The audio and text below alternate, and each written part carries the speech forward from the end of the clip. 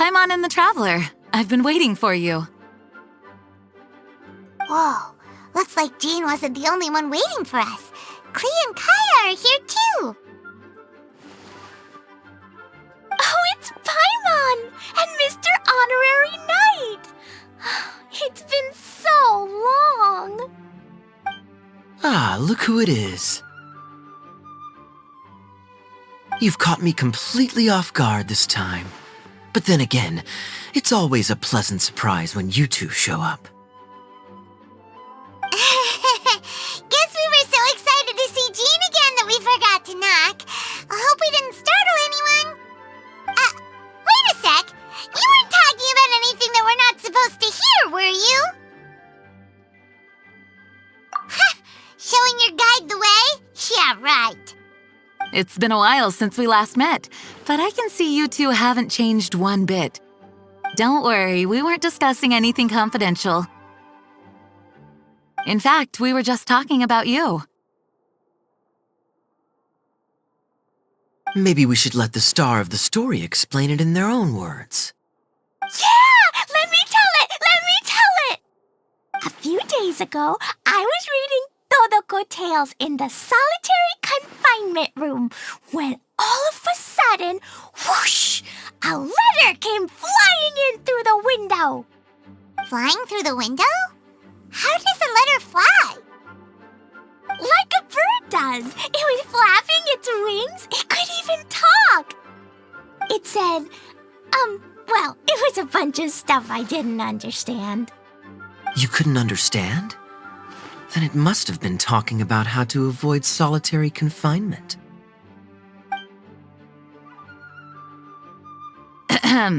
Kaya? Just saying. We don't want to let a teachable moment slip by. Okay, I know. Anyway, the letter said, "Oh, Klee, are you behaving? I see you've wound up in the solitary confinement room again." Sorry about that. Mommy is busy these days and can't take you out to play. But there's good news. I have a friend who has very kindly invited you to visit her. Oh, so the letter's from Alice. In principle, yes. But the issue is that Alice's friend lives quite far from here. The letter says that Mom's friend lives in Sumeru. The Knights of Favonius could never agree to send Klee off to Sumeru on her own. But Klee is rather intent on taking Alice's friend up on this invitation.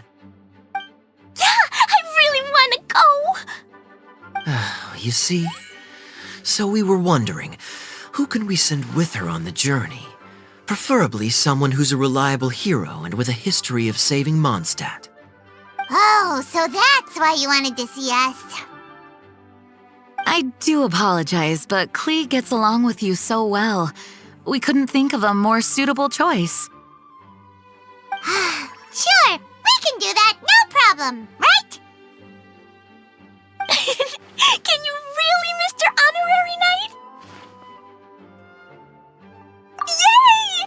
With Mr. Honorary Knight around, Klee's not afraid of anything.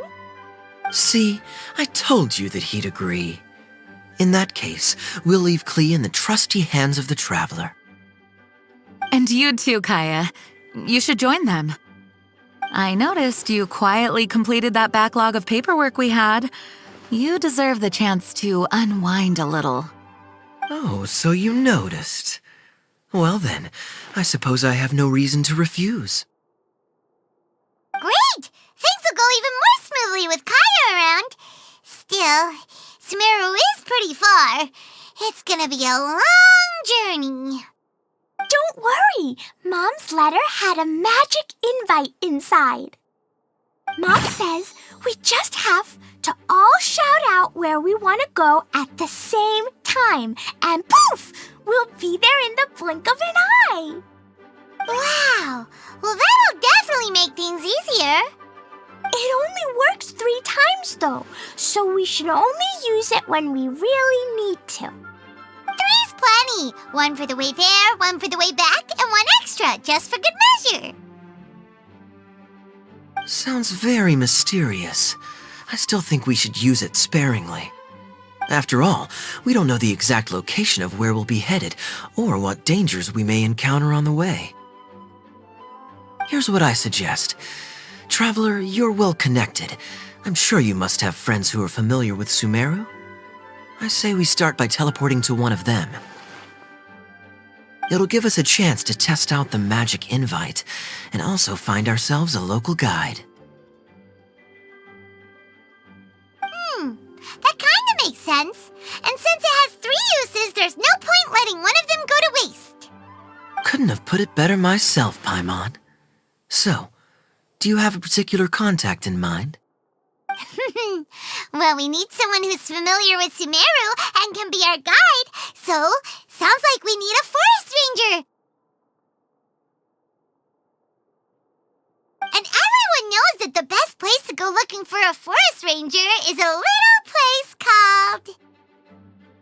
That's the one! Maybe we can get Tainari to help us. All right, Gandharvaville it is. Okay, I'm happy wherever we go, especially with Kaya and Mr. Honorary Knight. We should be on our way then. If you'll excuse us, Acting Grandmaster. Yes, let the wind lead.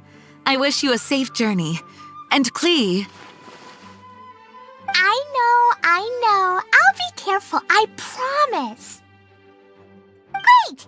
Okay, here goes nothing. Take us to... Gandharvaville! Gandharvaville. Grand Arbor Hill! Huh? No, it's not a hill! Ah, wait!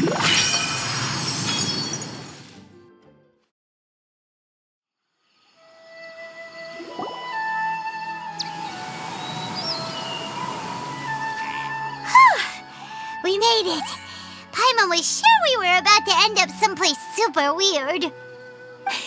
Sorry, it was an accident. It's okay, Klee. Good news is this magic invite really does work. Fascinating. One moment we're in Mondstadt, the next we're in Sumeru. So this is where Mom's friend lives? Wow, there are so many big flowers. Oh, and jumpy mushrooms. Oh, you ain't seen nothing yet. Sumeru's full of strange stuff like this. Like, Oh, yeah. Paimon was pretty creeped out the first time we saw one of those. Listen carefully, Klee. Those jumping mushrooms are called fungi. They may look cute, but if you get too close to one, it'll try to hit you with its cap. Really? Okay, well, I'll hit it back with my cap. And then I'll hit it with the hood on my jacket, too. I'll definitely win if it's 2 hats against 1. As long as playing with hats doesn't escalate to playing with bombs. But Klee's our friend, so we should be able to convince her to keep this trip explosion-free. Right? Uh-huh. I'll be extra careful not to blow anything up. I'll try my best. Aw, that's very good of you, Klee. You're being very grown up today. Yep, I'm super grown up. I'm already the Spark Knight. Okay, Spark Knight. Well, keep up the good work, because very soon we'll be introducing you to a friend of ours called Tainari in Gandharvaville. I've definitely heard the other forest rangers mention somebody dressed like that before. I see. Then it looks like my suspicions are correct. Who do we have here? Traveler and Paimon! Huh? Oh, Kaya and Klee are here too! Hi, Kale. It's been ages. Kale, Yula! What are you two doing here? Well, that question's really more for Yula. What a coincidence. I didn't expect to run into a fellow Favonian captain this far from Mondstadt. How's the vacation going? Seriously? Bring the whole crew, why don't you? Is it just Paimon, or does Eula not look particularly thrilled right now? Oh, cool! Great idea! Let's go! If you're trying to accommodate me, there must be some misunderstanding. I'm fine. There's nothing embarrassing about running into colleagues in the wild. But earlier you were... Great. Well, I'm sure there's a fascinating reason behind why you're all the way out here in Sumeru. Do share it with us.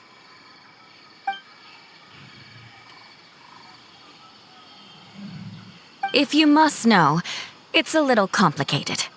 But simply put, I'm searching for a cousin of mine from the Lawrence clan. He went missing recently, and after searching his home, we found evidence that led us here. He appears to believe that somewhere in Sumeru lies the key to restoring our clan to its former glory. He came all the way to Sumeru for that? What was he going to do, enroll at the academia?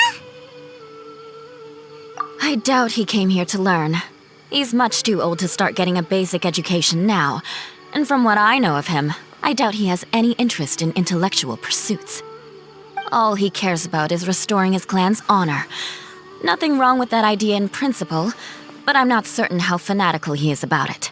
So, there's no knowing what lengths he might go to. As a knight and a member of the Lawrence clan, it's my duty to make sure he doesn't bring harm to others. Oh-ho! If this is true, then your cousin is quite a man of action. Traveling alone to Sumeru from Mondstadt is no mean feat. Nor is daring to make me personally concerned about his safety. He has no idea what's coming to him. You know, underneath it all, Paimon thinks Eula's a really caring person. Yeah, she's the best! She brought me some moon pie last time. He is family, after all. Anyway, I will make sure to find him and escort him safely back to Mondstadt. Now, back to you. How and why did you all suddenly show up here? I'm afraid that could be tricky. Master Tighnari is still at Pardis the Eye delivering his lectures. He isn't due back for a while. But I think I'll be able to help out. The description in the invitation letter is vague, but I'm pretty sure it's hinting at somewhere in the desert. The desert? Does that mean Mom's friend is from the desert? I guess I'll call her Auntie Desert for now. I remember Mahamatra Sino once told me a strange rumor about that part of the desert. They say there's a secret domain there that can make all of your wishes come true. Wait. He said I should just call him Sino. I keep forgetting that.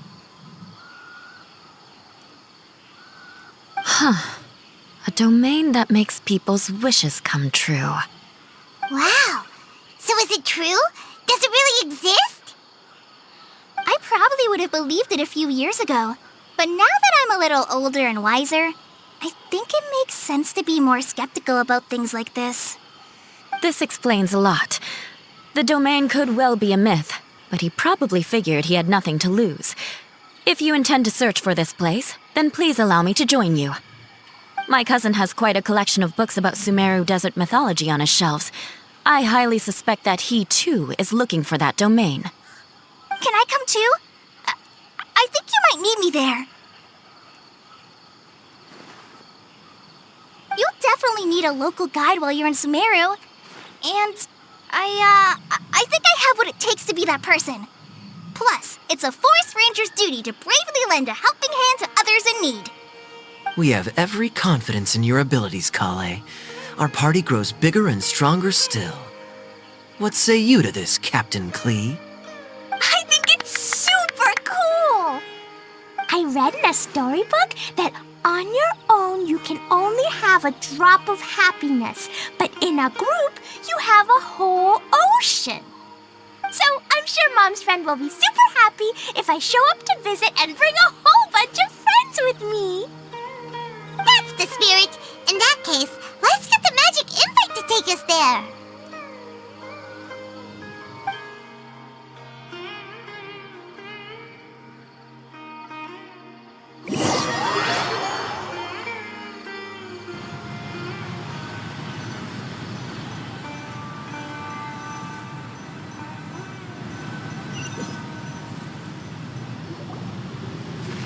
Whoa! This desert is huge!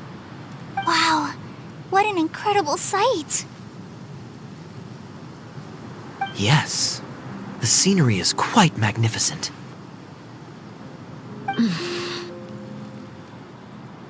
Are you okay, Eula? You don't look so good. I'm fine. Just taking a moment to acclimatize. The air here is much drier than in Mondstadt. This area doesn't look very habitable, and I don't see a domain entrance nearby either. Oh no. I didn't pronounce the destination wrong, did I? I mean, I don't think I did. Nope, you got it right. It definitely wasn't your fault. I said Gundarvaville wrong earlier, but we still ended up in the right place. Klee's right. We're in the right place. There's no doubt about that. Phew. Maybe the entrance is hidden under a sand dune. Who knows? We'll just have to start by looking around.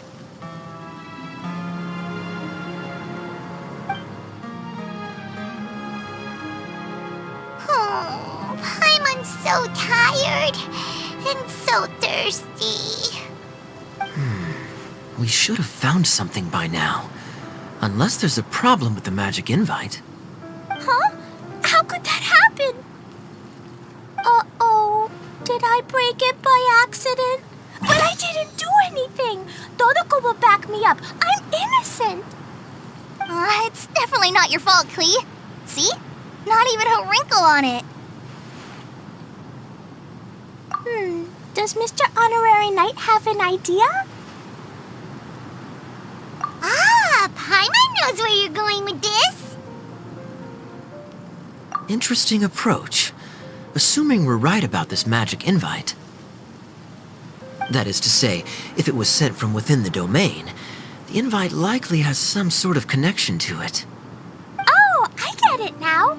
Plus, I know a super special trick we can use. What kind of trick? Can you teach it to us too? Of course. Mom said that if I ever need help, I just need to shout this out loud.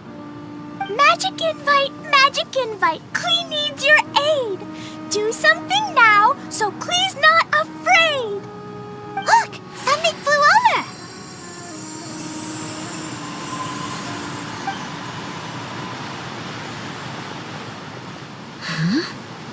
It looks like a bottle. Remarkably effective. That's one trick I'll be keeping up my sleeve in the future. You should make a note of it too, Eula. Absolutely not. It's not my style. I suppose bottles are pretty common in Sumerian mythology. So, is this supposed to be the entrance to the domain? A domain? In a bottle? Huh. Well, if there's one thing we learned in Liyue, it's never judge a domain by its cover. Guess there's one way to find out if this really is the way in. Come on, reach out with your hand.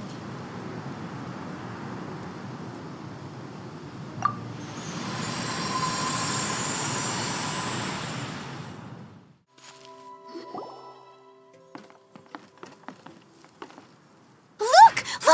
There's a huge garden here. Incredible. It looked so small from the outside.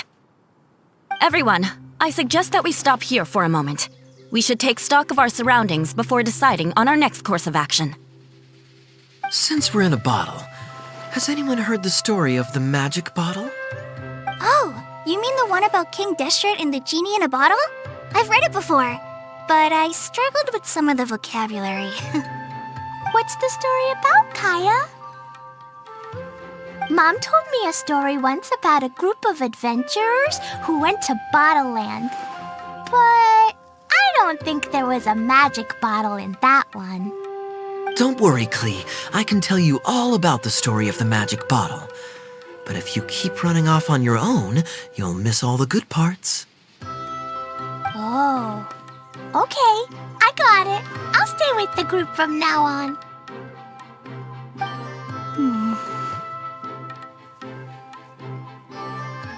You sense it too, don't you, Kale? Something's not quite right. Yeah, the scenery here is beautiful, but it's too quiet. And there's no sign of Klee's Auntie Desert here anywhere. Maybe Auntie Desert lives way further down inside. This place is super big, just like Fischl's Immer Nachtreich. We still have a long way to go. Guess we won't know until we get there. Let's keep going. Hopefully we'll meet her soon.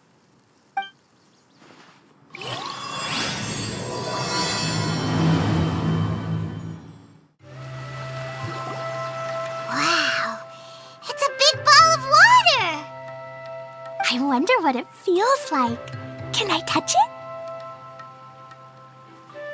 It's so big that we could probably pass straight through it.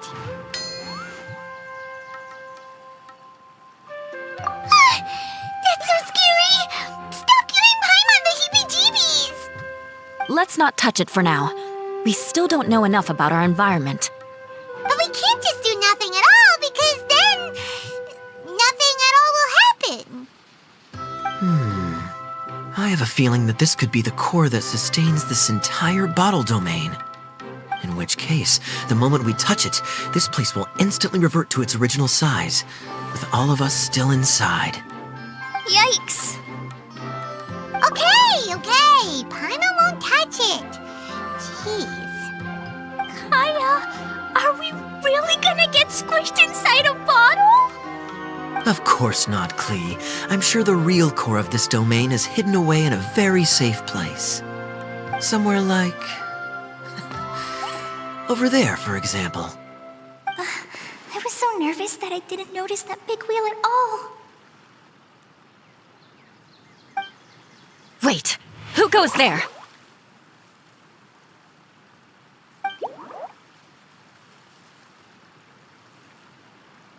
It's the water ball monster! Ah! The water ball monster is real!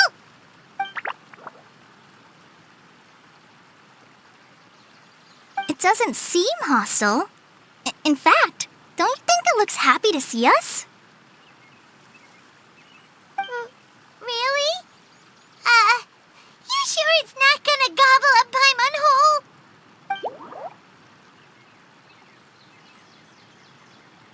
I don't think it's hungry. Are you, water droplet?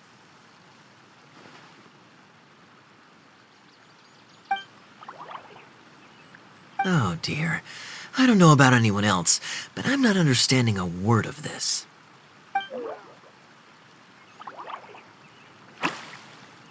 Wait! Don't go! Wait for us!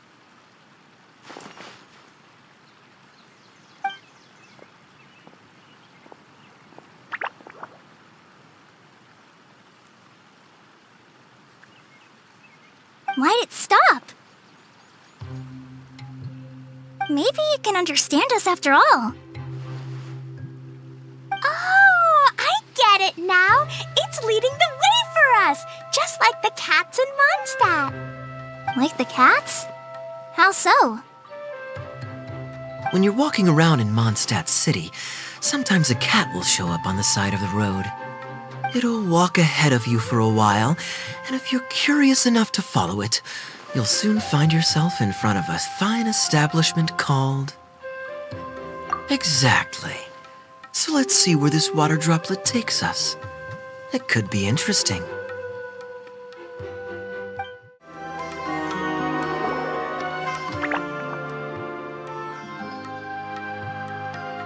Huh?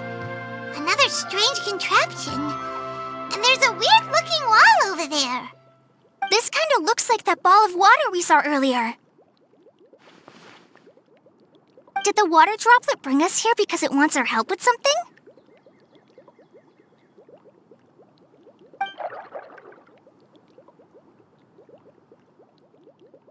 What? Your friend is trapped in the wall?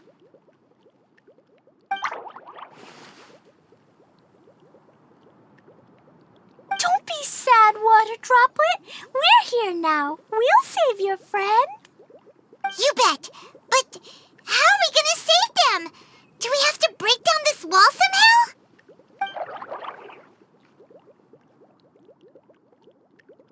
Nope, we can't do that.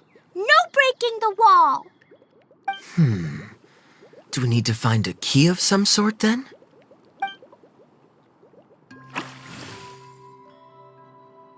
Oh no! Where'd it go? Look, the device has lit up.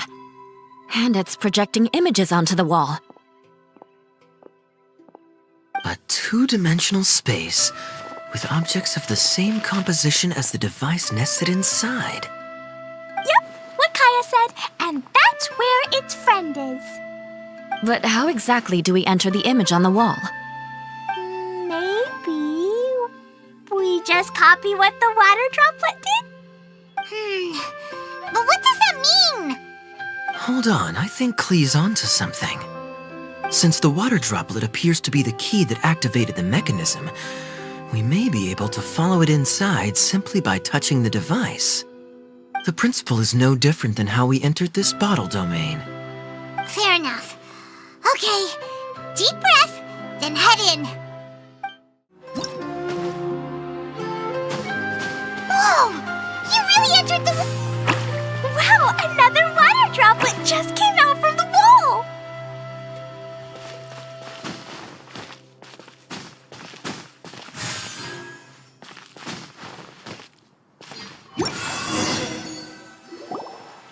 It was flat as a pancake in there, but as soon as it came out, it turned all plump and round. Guess it makes sense that the water droplet's friend is also a water droplet. Aw, and they both do the same thing to show they're happy. Water droplet number 2 ran off.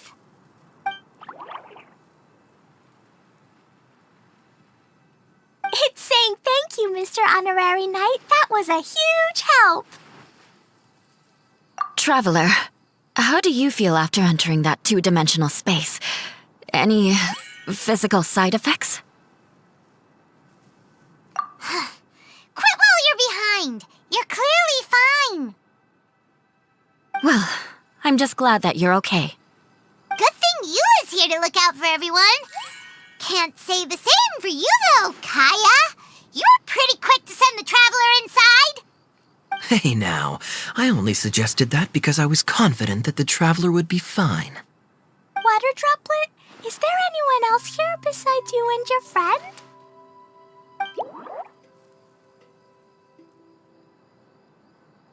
Yep, you know, anyone who looks like me or my friends. Oh, it ran off again. Hopefully this is a good sign. Amazing. Come on, let's follow it.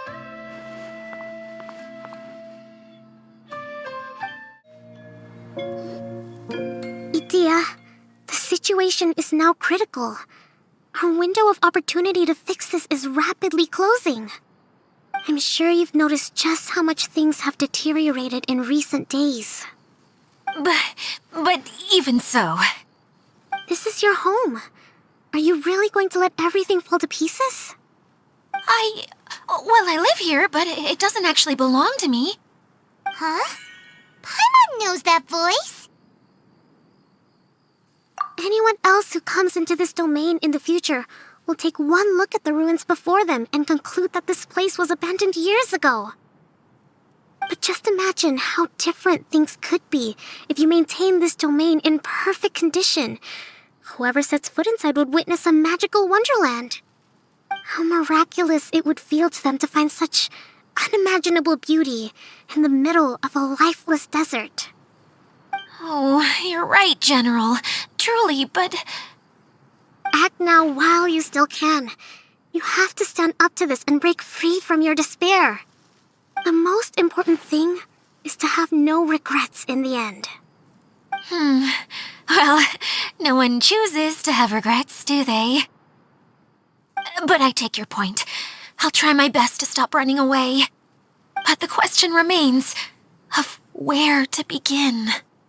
Paimon's figured out who it is! Is it Mr. Honorary Knight's friend from a faraway land?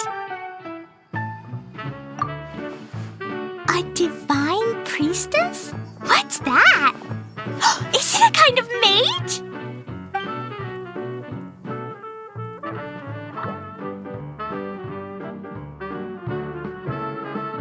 What are you doing here? Huh? We have new visitors? Greetings, everyone! This is the Valurium Mirage, and I'm the caretaker, Adia. I'm so sorry that you have to see this domain in its current state of disarray. We are actively working on repairs, and everything will be back to normal shortly. I hope. Greetings, everyone. I guess I should introduce myself too. It's all right. Just leave the introductions to me.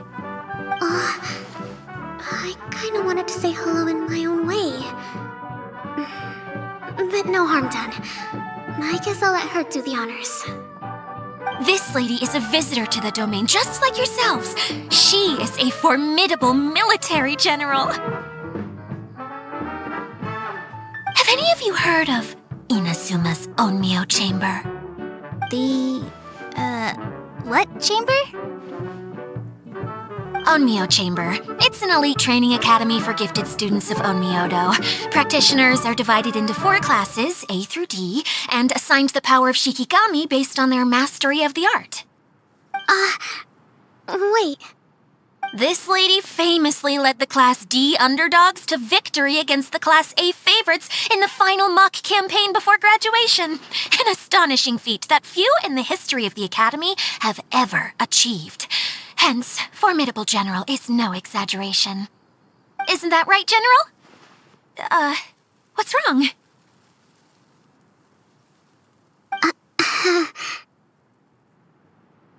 Huh? Wait, so the favorites were beaten by the classy underdogs? Paimon's not completely following.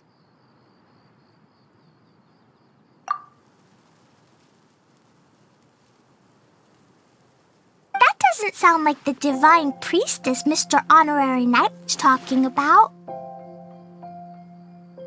Uh-oh. Did she just get caught lying in front of someone she was trying to impress? Or maybe she uses a different identity in her private life, and this is the first time her friends are learning about it. Seems kind of embarrassing, but also kind of cool. I guess having someone else to introduce you is a good way to make an impression. Maybe I'd fit in better with everyone if I had a title too.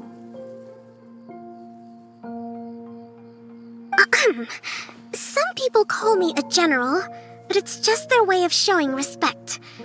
My actual name is Sangonomiya Kokomi. Huh? Oh no. Sorry, my mistake, General. I mean, Miss Sangonomiya.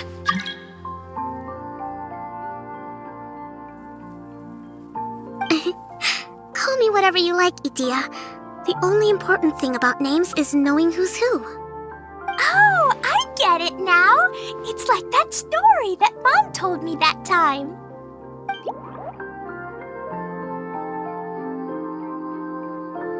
Can explain. So basically, in the story, a big group of people go on an adventure to Bottleland. One of them's called the King, and some of them are called Knights. So, Miss Sangonomiya must be the super smart one who solves all the problems in the story. What's that one called again? Perhaps a sage? Indeed. Wisdom is an important attribute found in military generals. Okay, well, I'll just call you that.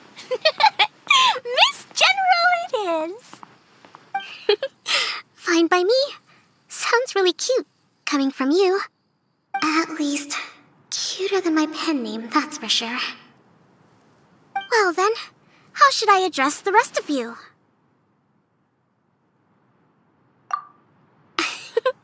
How could I ever forget you? But what about these esteemed ladies and gentlemen accompanying you? I'd be delighted if you could introduce me to them too. Wait! Klee wants a title too! Okay, got it!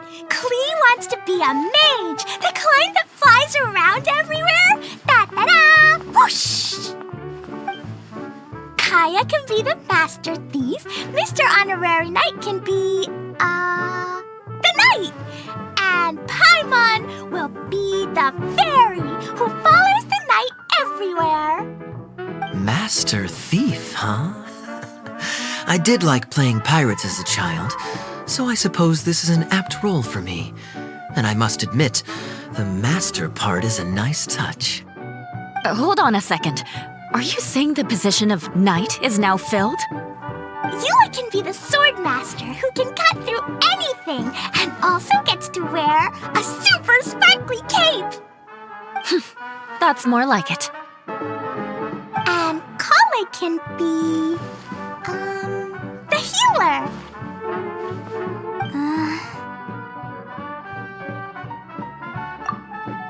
No, I don't mind. Healer is a great role. I just don't know if I'm qualified to be one. Whenever I'm thinking of titles for myself, I usually imagine myself as an adventurer or musician. I never thought I could be a healer. I mean, it feels like it should be Master Tainari's role, if anyone's. Don't worry, Kale. You'll be the bestest healer ever. You don't talk much, but you're very kind, just like the healers in Mom's stories. You'll do fine. I heard you're good with bandages. You can patch up a wound, can't you? I can pitch a tent. Maybe you heard wrong? But I'll do my best. It's my first day filling in for Master Tainari, but hopefully it's the first of many.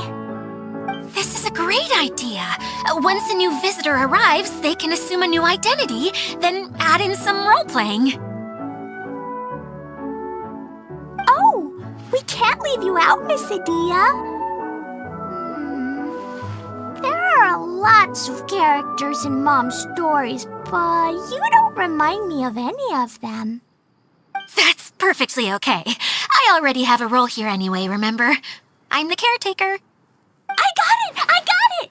This wasn't in any of the stories, but you can be the mascot.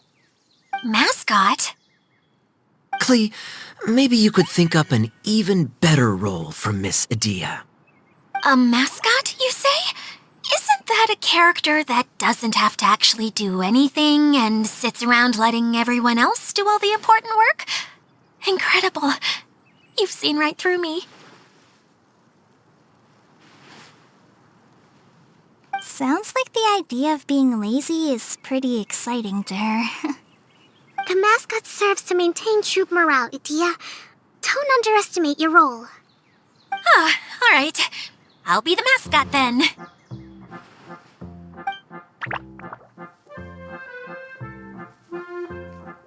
That's right.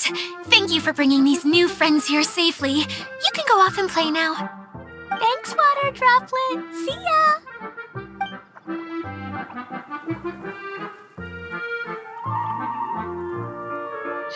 Water Droplet? Is that your pet name for it? I suppose it's as accurate a nickname as any. We keep getting sidetracked, but I believe you were saying something about being in a difficult predicament. Is something wrong with the Valyria Mirage? Oh, yes, about that. I'm afraid the entire domain has recently sustained some significant damage. It was as if the whole world was suddenly flipped upside down. A few components went missing from the core, which sustains the domain, and the impact cascaded out from there.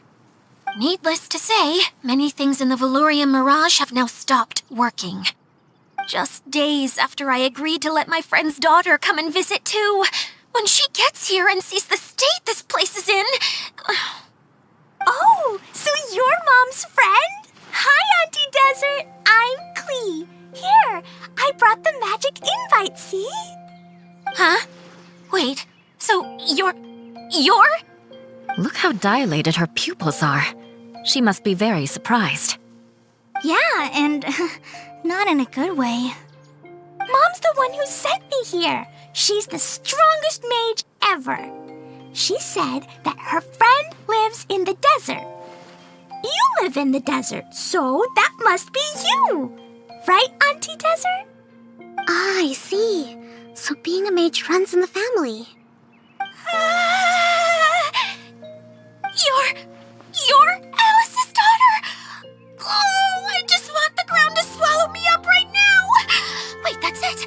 I'll hide myself away in the core of the domain. Hide there until this all blows over. See you all in 100 years. Idia's really going through it. She's like a shriveled little forest fungus, hanging its head in shame. Kale? That's a harsh analogy. Where'd all that come from? Don't worry, Auntie Desert. Klee's here to help you. And all my friends will help too.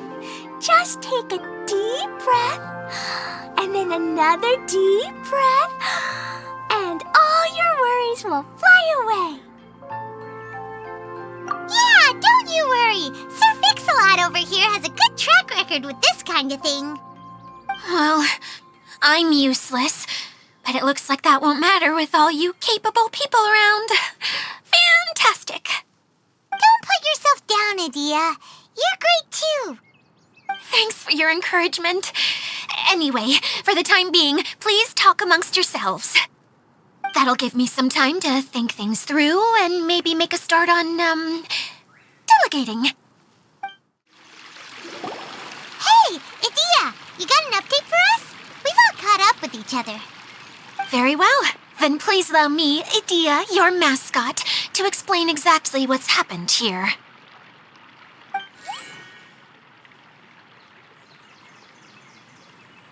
Basically, this entire domain is powered by a device called the Central Hub, which you all saw earlier. But following a major incident, several key components from the Central Hub came loose and went flying. 4 components, I believe, which has caused the Central Hub to stop turning. Oh, so that thing's supposed to spin? Yes, it definitely shouldn't be frozen still like it is now. At least, that's not how it was when I first got here. Oh, I've done such a terrible job of taking care of it, it's so embarrassing. Hey, everything's gonna be okay. So, we need to fix the big wheel up there. And to do that, we need to find the missing parts. Right. I do know where one of the parts is. It landed not too far away. But the rest all landed in different areas. I'm afraid you'll have to go and look for those. Now, as the caretaker and your mascot, I shall announce your respective adventure duties.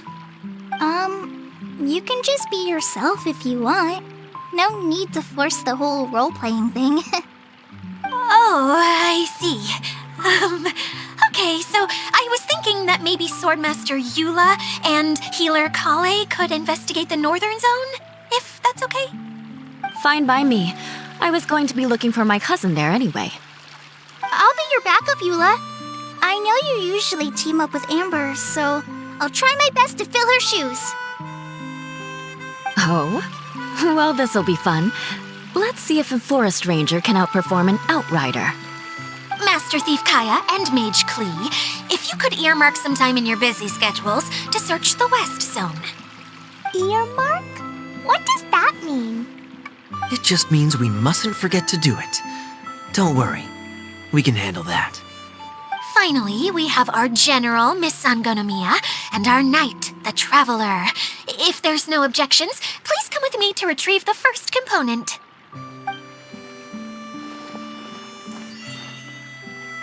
Wow, spoken like a true knight. Then, for my part, my strategic mind is at your service. All right, well, if anyone finds anything, come back here and we'll regroup. please take care while you're out on the road and look after each other, especially our little mage here.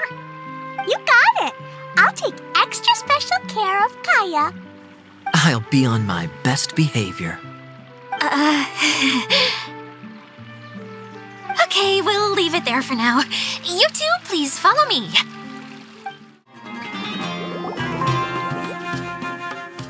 Okay, this is the spot. Now, I'm sure you're both wondering, but where's the component? There's nothing here. Oh, where could it be? Oh, it's that lamp thingy, right? Water Droplet showed us how that works already. Yes, that's the one. There goes my big introduction. Showing people the ropes is supposed to be my job. Oh, I can't believe I'm being shown up by a Hydro Eidolon. Cheer up, Edea. The Hydro Eidolon can give a basic demonstration of how to use things, but beyond that, it can't communicate. That's where you come in. Your descriptions can explain everything in full, vivid detail. Paimon forgot how persuasive Kokomi can be when she really wants to. Sometimes having a genius strategist around really comes in handy.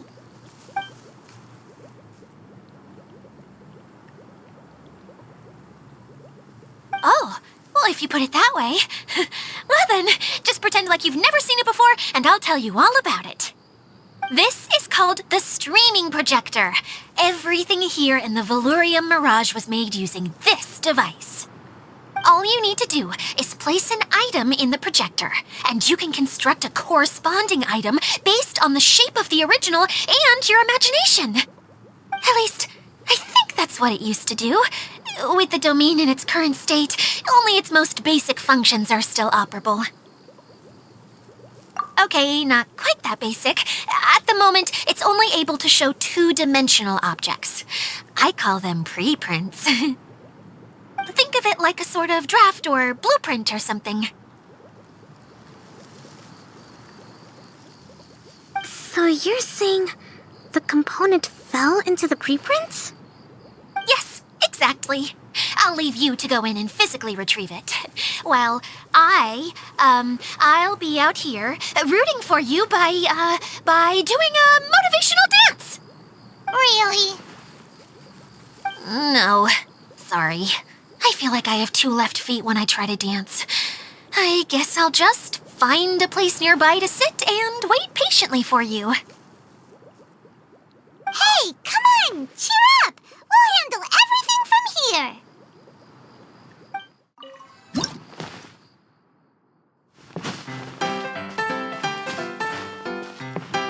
Doesn't look like the component is in here.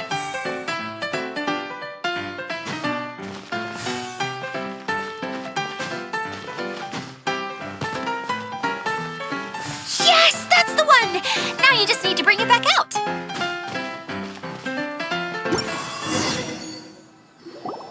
What is this thing anyway? Some kind of gear?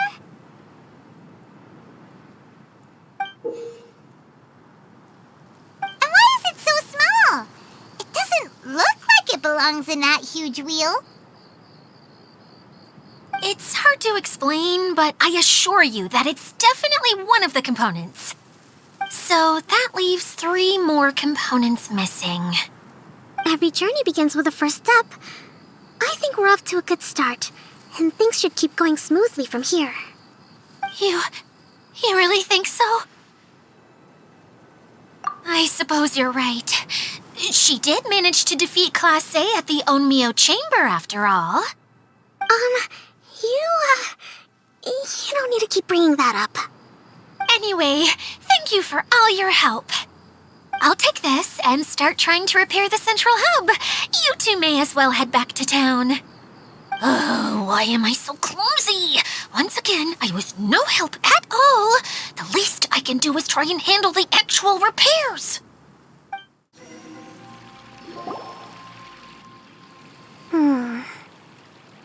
What's wrong, Kokomi? I'm just a little confused. You You mentioned that the water droplet showed you how to use the projector? Can you tell me a little bit more about that? I'm so curious to know what happened. Oh, sure! I see. Hey, look! The wheel is spinning now! Oh, and now it's stopped again! Well, that didn't last long. It also wasn't spinning at the right speed. Before the incident, it spun much faster than that. Oh, so you saw it back when it was still working? Yes, I arrived here a little earlier than the rest of you. But the incident took place not long after I entered. Like Idia said, it felt like the world was flipped upside down. I don't know how else to describe it. And I certainly don't want to experience it again. No, it's no use. Seems it won't run until all the missing components are returned. For a moment there, when it started turning, I got excited. I thought that maybe the hub can work just fine without the other three. Wishful thinking is only going to lead to disappointment, Idia. Let's stick to the plan. We'll get there. Hey, Mr. Honorary Knight and Miss General are here. Oh, and our mascot. You beat us! I was sure we were gonna be the first ones back. Hey, how'd it go?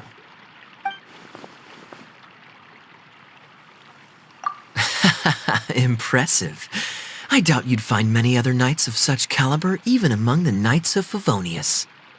How about our master thief and mage? Did you find anything? You bet! We made a huge discovery. The place we were trying to get to was blocked off. We couldn't see anything past it, and there was no way around.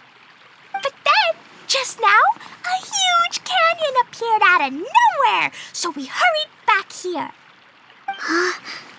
It appeared just now? Come and see, Mr. Honorary Knight. Let's go on a canyon adventure. I'll sit this one out. I'm beat after trying to make those repairs. I need to take a break. Miss General, you should come too. You can hide behind me and give me smart advice while I protect you. Wonderful. It would be an honor to serve as advisor for our young mage.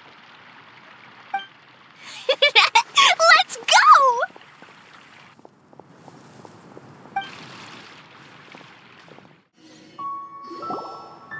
Here it is! Here it is! See? This canyon wasn't here before. Just before the canyon appeared, I heard a faint sound, like something mechanical turning. Ka-chuck, ka-chuck, ka-chuck. Could it have been the central hub? That would mean this canyon appeared after it started spinning. Hey, you, oh. New guys, huh? Oh, hey! Paimon didn't realize anyone else besides Adia lived here.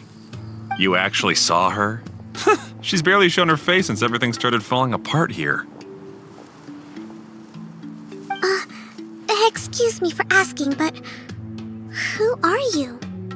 Oh, right. I didn't introduce myself. I'm Ferdinand. Me and my brothers look after this whole zone.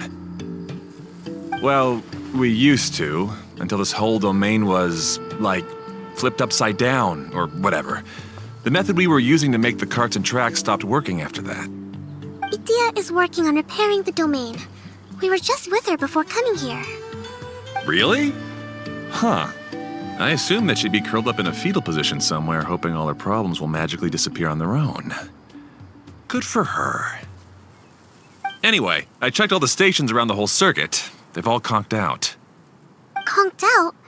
How? Would you mind elaborating a little for us? But aren't you just travelers who stumbled upon this place by accident? Nuh-uh. I'm Mage Klee, Idia's helper. A mage? You? Allow me to explain.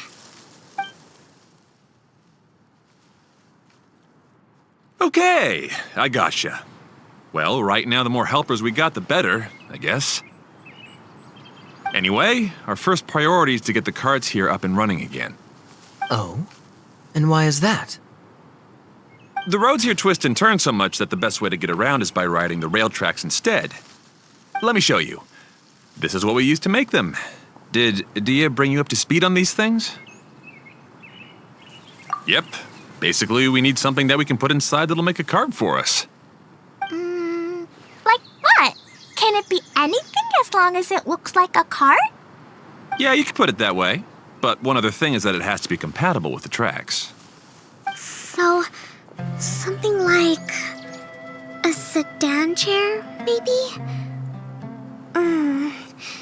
But I'm not sure we have all the materials required to build one of those. How about you, Traveler? Any ideas?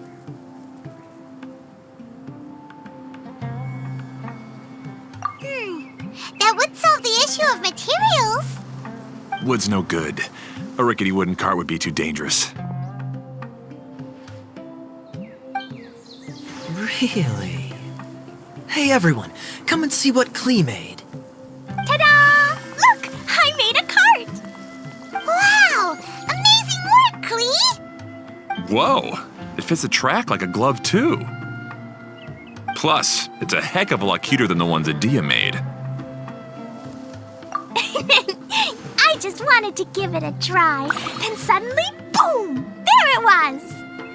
Paimon's gotta ask, what exactly did you make your cart from, Klee? I used Jumpy Dumpty. Aha! Thought so. Is there a problem or something? If not, then let's get ready to leave. It's just... this cart is made from, It's a bomb or something, isn't it? Yeah, I gathered from your conversation that Jumpy Dumpty is a little more volatile than the cute name suggests. It's okay, though, because the end product only takes on the general look of the source material.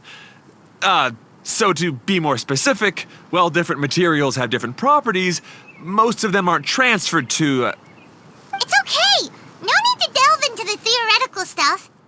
Paimon just wanted to make sure we aren't about to end up like the, flying fish of Starfell Lake. Huh? Can we ride the cart now? In a moment, we need a hydroidolin to power it up first.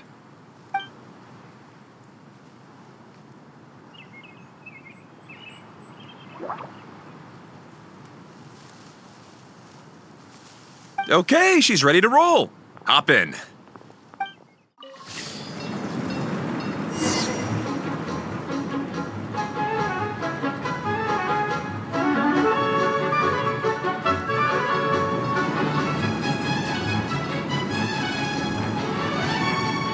Whoa! This cart is fast! Chugga chugga chugga choo! Woo woo! Yeah! I'm gonna call it the choo-choo cart!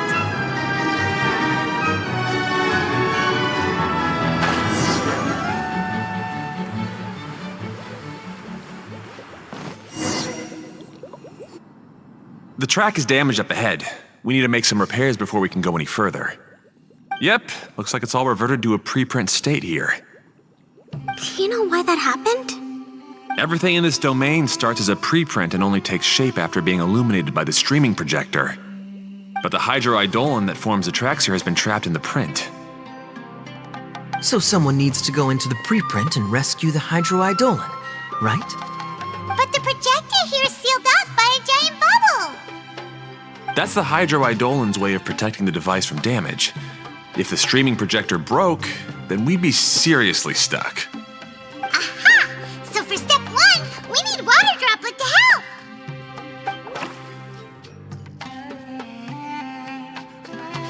Aw, it seems to really like that name!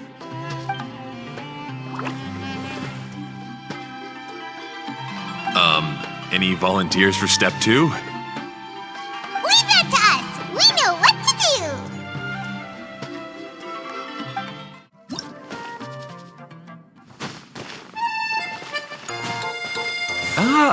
So the hydroidolin was locked up in that chest. Aw,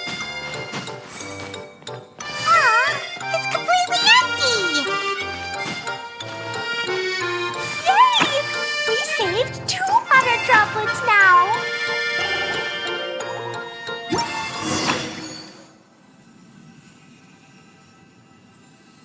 Whoa! Water Droplet just transformed into some new tracks! Good. Let's keep going then.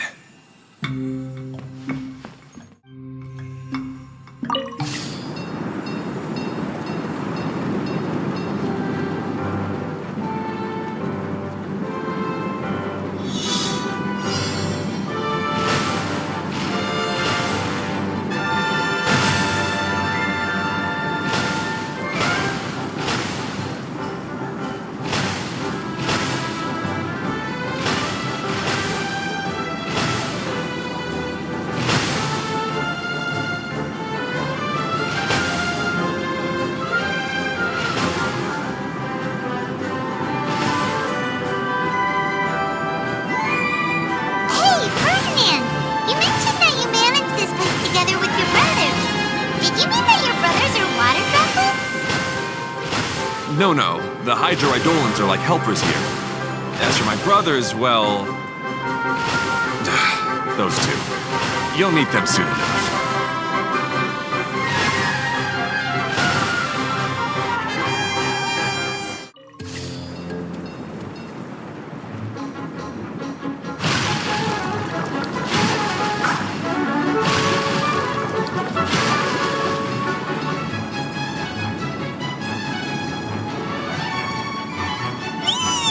Look! Klee can fly just like Paimon now.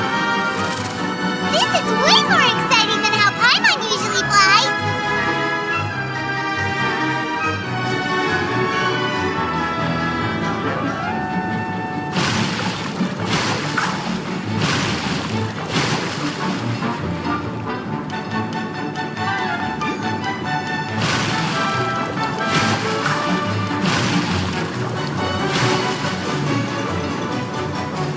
Seems we've just about finished repairing the station and the connecting tracks. Let's go check the track switcher now. It's over there. Oh, there's another spinny thing here. It's so big. But, not as big as the one we saw in the middle of this place. That one was huge. I bet it's something super important. I remember what Kaya said earlier. Very good, Klee! You're using what you saw earlier to make observations, like a real adventurer! It appears to be a system that rotates to switch tracks. That's right. Originally, all you had to do was flip this switch and the junction would rotate. But it seems Jeremy still hasn't fixed it yet. He sure talks big, but when it comes to actually getting things done... Is this Jeremy you mentioned one of your brothers? Yeah. When I talked to him about repairing the tracks, I suggested we start with the station, but he said we should start at the junction. Really, it made no difference which one we started with, but he just had to turn it into a huge argument. He always treats me like I'm a fool and disagrees with anything I say. Let's see what he has to say now that I've already fixed the tracks. If you ask me, you're clearly a sharp person, Ferdinand. Yes, finally someone who can recognize that, rather than just shrugging off my ideas. Come on, let's make our way to the junction and see what he's up to. I bet he's still fretting over what to do.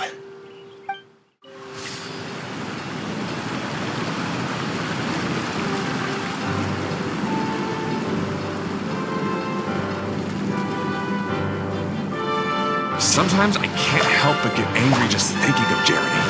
You should have seen him back in the sandstorm. I suggested we go east, and he argued that we should go west. You were in a sandstorm? What happened after that?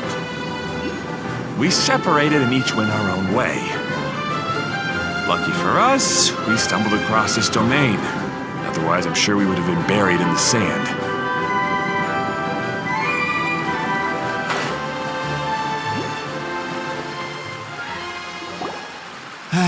Everything will get better once we get the switcher working again. Still stuck here just as I expected. Well, did you make any progress? Didn't I already tell you? Just have the hydroidolins fix the junction and then make a new cart. After that, we can use the junction to... Wait a minute, how did you get here? It took a lot of effort for me to climb all the way up here. The answer is standing right in front of you. Yeah, sure.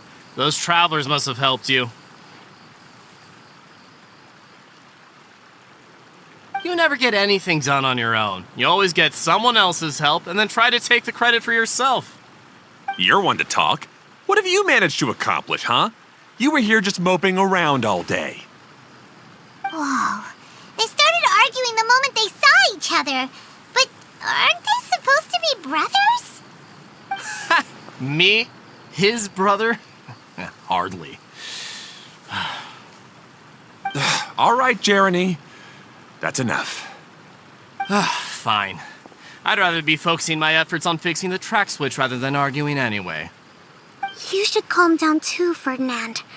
Let's all focus on the situation at hand. Any personal problems can be settled later. Fine.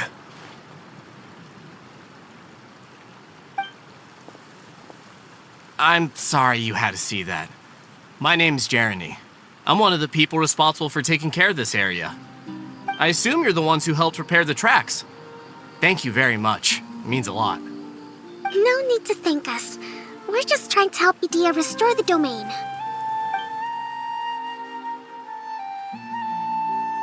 I see. Now that you and Ferdinand brought the cart up here, we'll need the hydroidolins to fix the area below.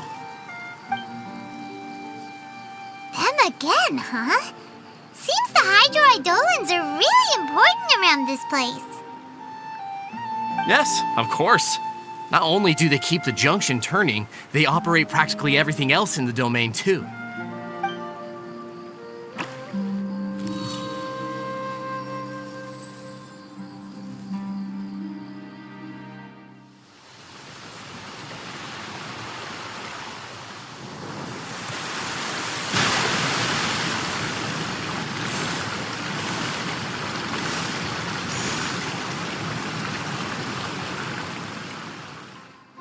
All right. Seems most of the tracks and junctions have been repaired now. Yep. So maybe it's time you give credit where credit is due, What? You think you deserve the credit? If anything, we should be thanking these travelers. You... Well, either way, you're not the one getting any credit. You're always quick to criticize my ideas and push your own, but you never actually get anything done. And what about you? Don't forget it was Hado and I who took care of the mess that one time you impulsively tried one of your brilliant ideas. Speaking of Hado, wasn't he with you? I left early this morning. I assumed he'd be with you.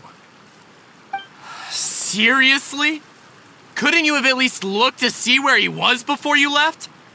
Hey, come on! You didn't see him either, so what's your excuse?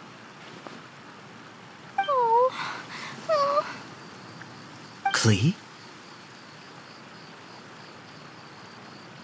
I don't get it. Nobody did anything bad. Why are they arguing? I just don't like his smug attitude, that's all. Who are you calling smug? If anything, you're the one who's making such a big fuss right now.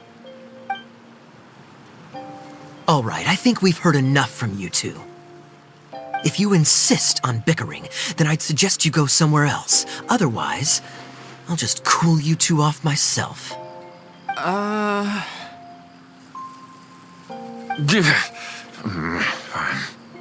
Now, come with me. I'd like to have a word with you. Phew. Don't be upset, Klee. There are many complicated situations in this world which don't always have a logical explanation. As a passing traveler here, it's not my place to comment on their disputes. But in my experience, Family issues can be the toughest to resolve. Seems you don't like dealing with this kind of thing either, Kokomi. But it's still not right. I don't know how to explain my feelings. I'm sorry. We've calmed down. We shouldn't argue in front of a child like that.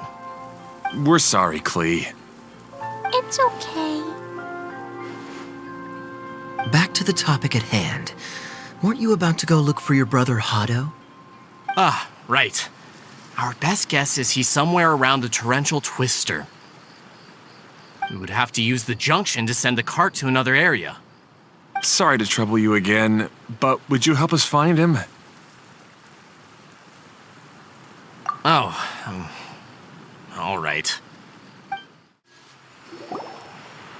Ah, I guess you had repaired the tracks and stations as soon as I saw a cart come zipping along.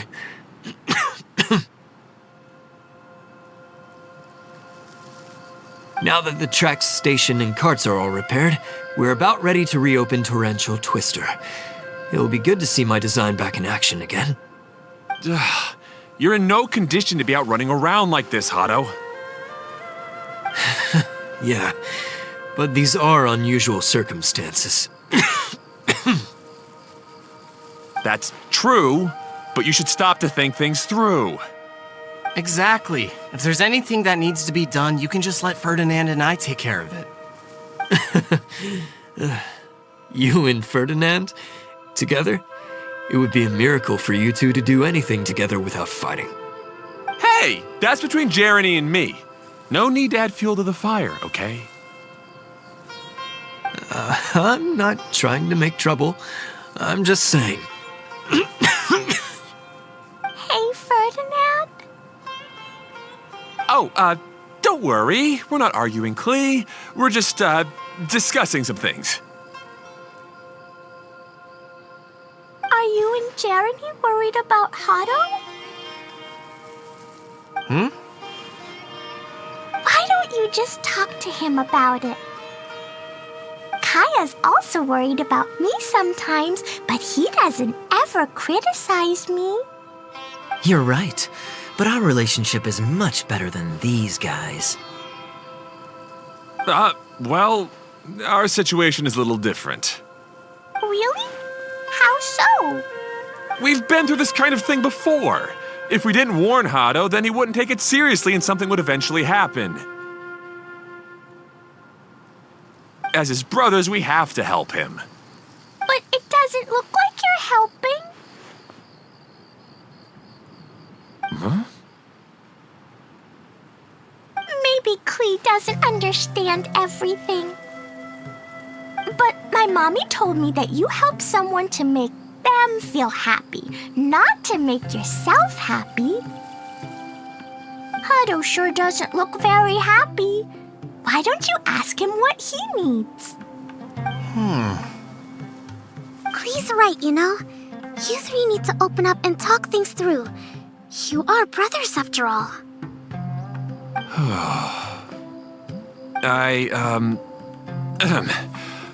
I've always cared a lot about you, Hado.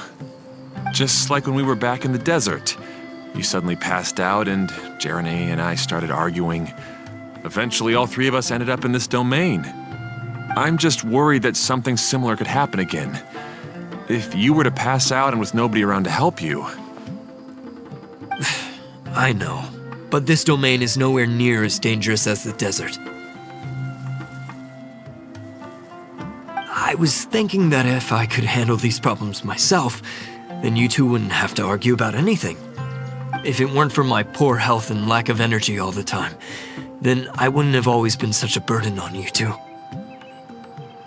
No need to feel guilty, Hado. This was our choice. The three of us love adventuring. No one is a burden on anyone. Isn't that why we came up with the idea for this area? I would do the thinking, Ferdinand would use his muscle, and you would... Draw the blueprints and build tracks. It'll be a safe way to see all kinds of amazing scenery. Yes, that was the plan. See? Doesn't it feel better just to get along?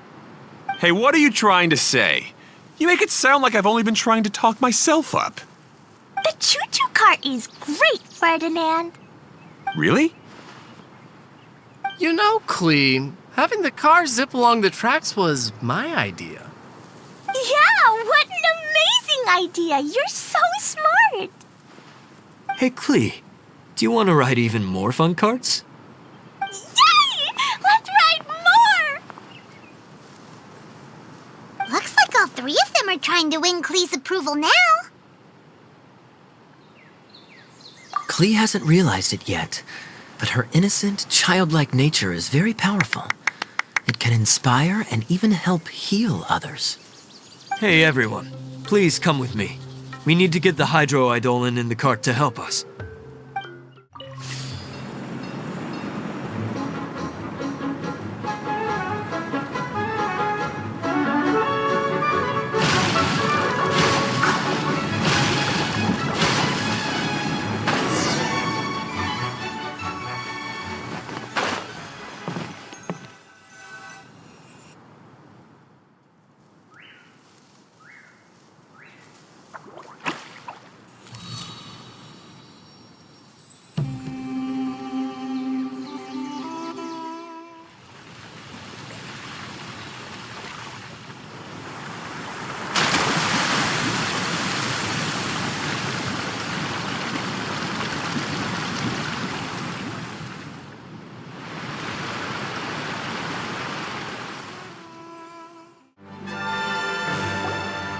Hato and I have double-checked everything. It's all operating safely.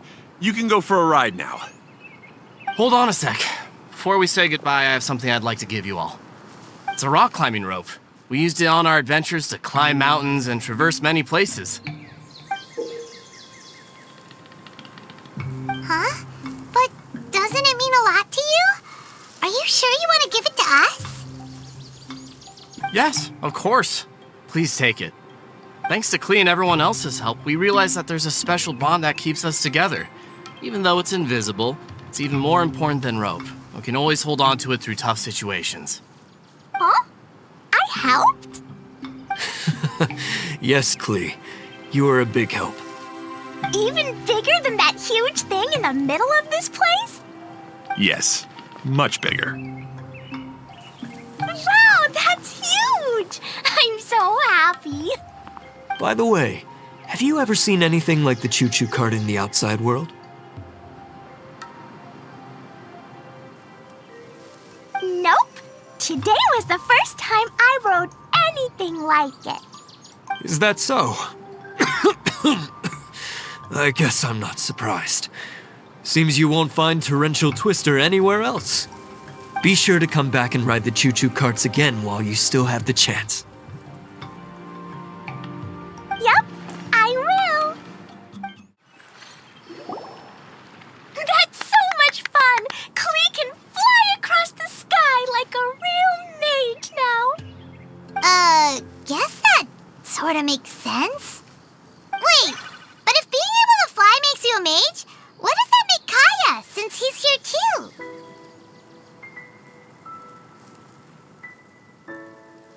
Nothing! Kaya's just the master thief. Don't you remember, Paimon? Oh, right. Guess it slipped Paimon's mind. Sorry to bother our young mage, but there's something a master thief would like to report. Do you still remember our mission? Uh-oh. I was having so much fun that I almost forgot. We're supposed to be helping Adia look for the missing components. But don't worry, I've already got one. You mean you snatched it when we weren't looking? I didn't have to go that far. In fact, the component we were searching for was actually that orange rope. If anything, you could say it came right into our hands at the right time. Let's head back and give it to Adia. Aw, do we really have to go? Okay. Even though I want to keep playing, I know Adia is really important. That's our wise mage. Don't worry. Tonight, you'll be able to see stars in the water and watch fish dance in the sky. of it after that ride. Her face is completely blank and her lip was trembling while she was speaking. Maybe we should have a rest for a while. I thought I was keeping my composure pretty well. Don't worry, my mind is always spinning. I'm used to this. We should head back to Idea. How about we hold hands, Miss General? Klee will give you energy.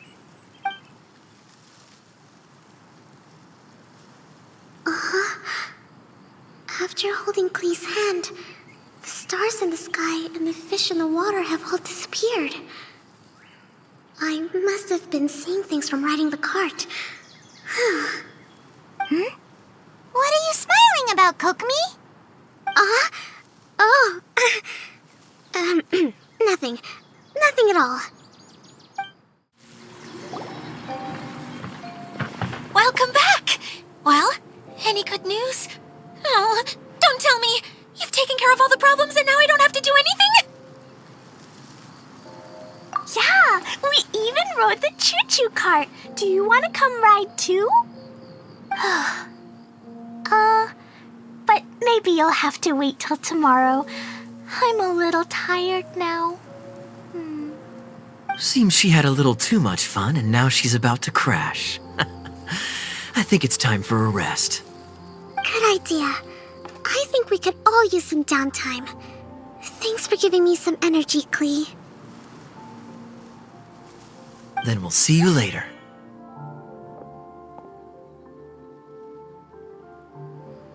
Bye, Mr. Honorary Knight. Bye, everyone.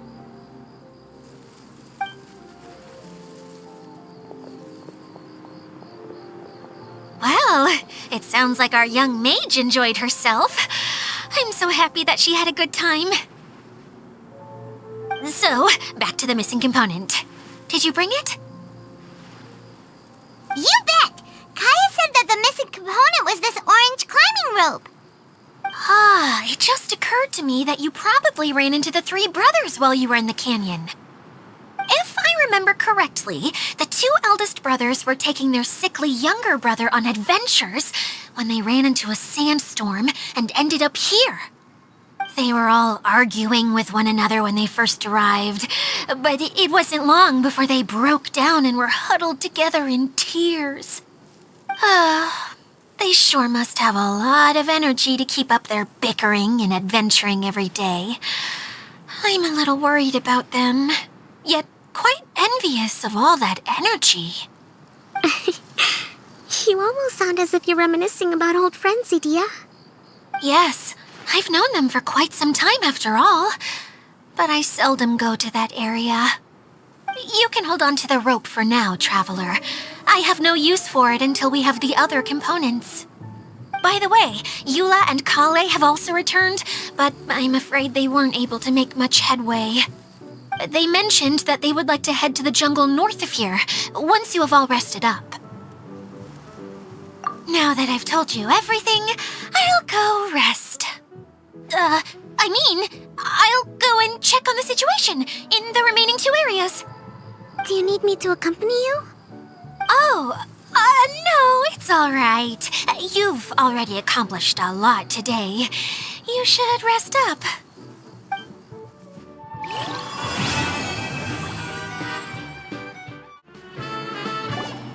Hey, Kale and Eula! Oh, Adia is here too! Hey, it's the Traveler and Paimon. How are you? Did you rest well? Yep, this is a comfortable place to rest. I guess that's one thing here that's better than the desert. But other than that, there's not much going for this place. Saying things like that isn't going to help, Idea. But it's the truth. The desert is full of terrible memories for me. Being there was like wading through thick mud. That's a weird way to put it. Actually, if you hadn't mentioned it, Paimon would have already forgotten that this domain is in the desert. I know what you mean. The air here isn't at all like the desert. It's very humid, almost as if we're in the rainforest. It's a very familiar feeling for me. Everyone looks well rested. If you're ready, we can start making our way to the jungle north of here. Good luck, everyone! I'll be rooting for you! Hold on. I said we, didn't I? No need to say goodbye, because you're coming too. Huh? But wait, I'm just the mascot! You can't back out this time, Adia. The manager of the fairgrounds is waiting to see you. She said Adia is the only person who could help. Yes, Kale and I discovered a fairgrounds in the forest. The person in charge of it seems to be a Spontamod scholar. A scholar? But what's she doing there? Researching the forest ley lines? Oh, I wish there were ley lines here that I could ever study. Anyway, I know who you're talking about. I'd better come along then.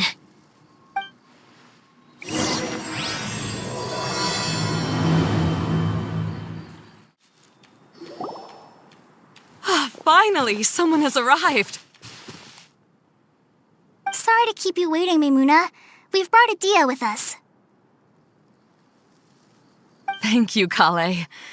It's been quite some time since I've seen you, Idia. To be honest, I didn't think you'd actually show up. If anything, I thought you'd be curled up somewhere crying alone.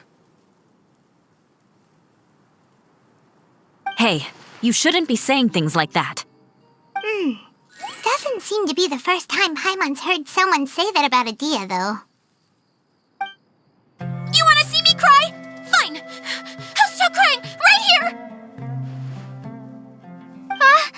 No, please don't. All right, I shouldn't have said that. Now, who are these two? And Paimon is Paimon! They're reliable helpers. Lucky for you that I found them. You'd better be more careful about how you speak to them, okay? Of course. Good to meet you. You may call me Maimuna. For the sake of time, we should forego the usual pleasantries. Please follow me.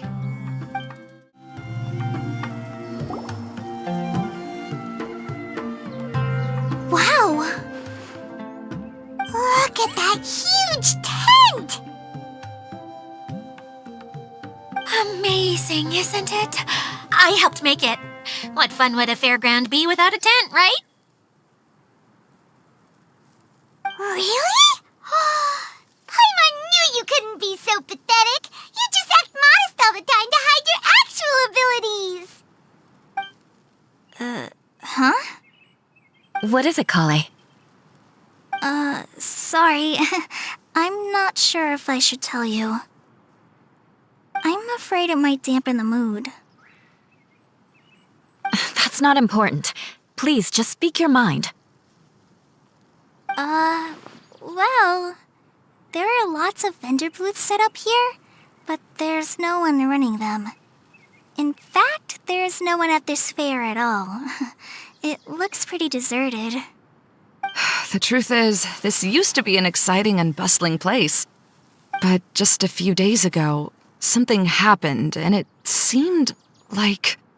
Like, the world was suddenly flipped upside down? Yes, exactly. Something fell from the central hub into the tent and knocked down the crystal light that was hanging at the top. Oh, the crystal light. I remember a certain someone said that we should have beautiful lights to celebrate at a fair, and made us that crystal light. But once the light fell, the tent became a complete mess and the Hydro-Eidolons were trapped inside. Just when I was at my wit's end, a man from the Lawrence clan came and offered his assistance.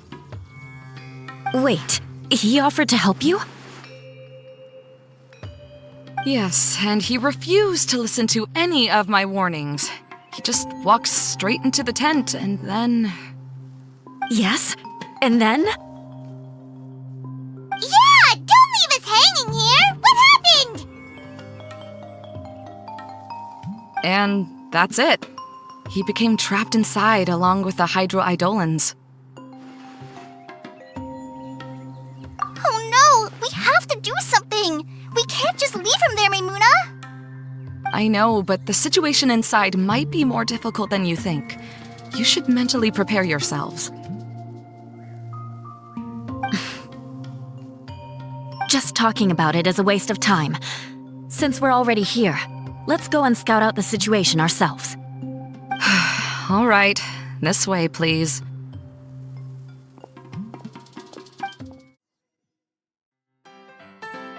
There used to be a large stage inside, but after everything got shaken up, it seems the very nature of the entire place was altered.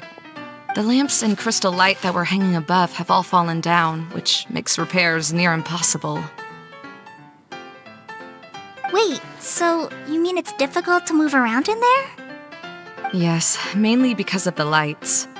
Do any of you have experience being on stage? Once the stage lights turn on, everyone's attention is focused on you. I can't stand that feeling. Having everyone's attention focused solely on me would just make me feel terrible. Me too! I'm no good at speaking in front of people. And then to have everyone staring at you. Oh, just the thought of it makes me shudder. Sounds like you have some things you haven't been able to let go of yet. Please don't laugh. I'm trying my best to change that, but there are still some things I can't overcome. Like when there's a lot of people around, or when people are staring at me. No, there's nothing funny about that. And you know what? It's not a bad thing to care when other people are looking. That's my opinion anyway. Think about it. Only people who have high standards for themselves would worry about failing to meet others' expectations. You have many good qualities, Kale. I bet if you had to learn dance since childhood like myself, then you'd be an even better dancer than me. No way! That would be impossible. I can relate. I know exactly how she feels. Maybe we should find a time for you to learn with me. And one day, you will become an outstanding dancer too. By that time, you'll be so focused on performing your beautiful moves that you'll no longer worry about an audience watching you. Wow. Eula's so passionate about this that she's practically glowing now. Really? You do that? You wouldn't think I look stupid and secretly laugh at me, would you? You really think I'm that kind of person? Fine. Vengeance will be mine. Oh, no! Of course not. Alright, please teach me. Seems there's no need for me to warn you again. Anyway, you just need to open the curtain and you'll be able to see the stage. Hello? Is anyone here? If you can hear me, please help! Lessig Lawrence? Who are you? Who has the audacity to utter my full name? You sure don't look like you're in any condition to be talking like that. Yep. He's a member of the Lawrence clan, all right. Even though he's hanging on by a thread, he still insists on clinging to meaningless etiquette.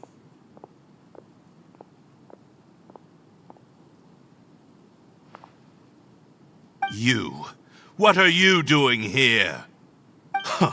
Have you come here to mock me, Eula? If you would just think for a moment, it should be pretty obvious why we are here. Yet, now you're intentionally trying to provoke me? Of course, you don't have to accept my help. After all, aristocrats are naturally superior and need no help from others. Yes, thanks for the reminder. I don't need help from the likes of you. I don't think he really means it, Eula. His tone was harsh, but he keeps glancing at you from the corner of his eyes. It's my opinion as the healer that he needs help. Okay. He's been trapped for so long that it seems he's forgotten how to hold a decent conversation. How ridiculous. Let's go. We'll leave the stage to this person who'd rather save face than save his own life. Hey, no, wait! Halt! You cannot just leave me here. We're both of the Lawrence bloodline, after all. Helping me when necessary certainly won't tarnish your prestige. If anything, my embarrassing predicament will be overshadowed by your virtuous deed. We must uphold the prestige and dignity of the family. This is the best reason you could come up with? You think tacking on the word family will be enough to talk me into helping you? You should be ashamed for your careless actions. It's because of you that we all had to come here.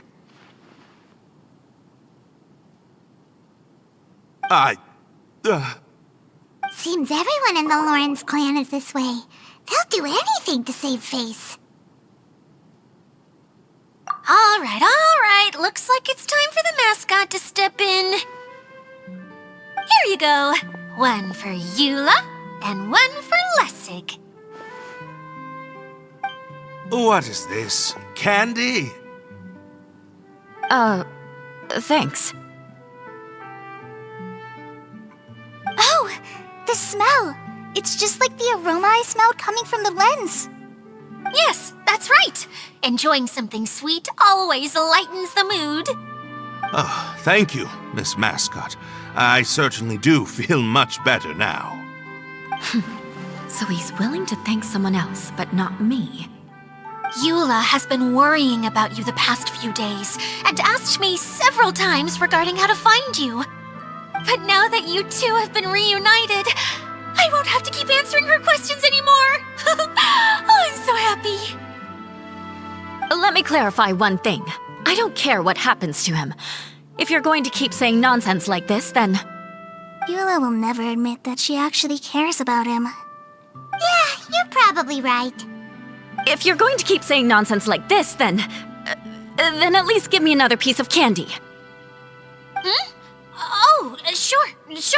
I still have more. Sorry, I admit my mistake.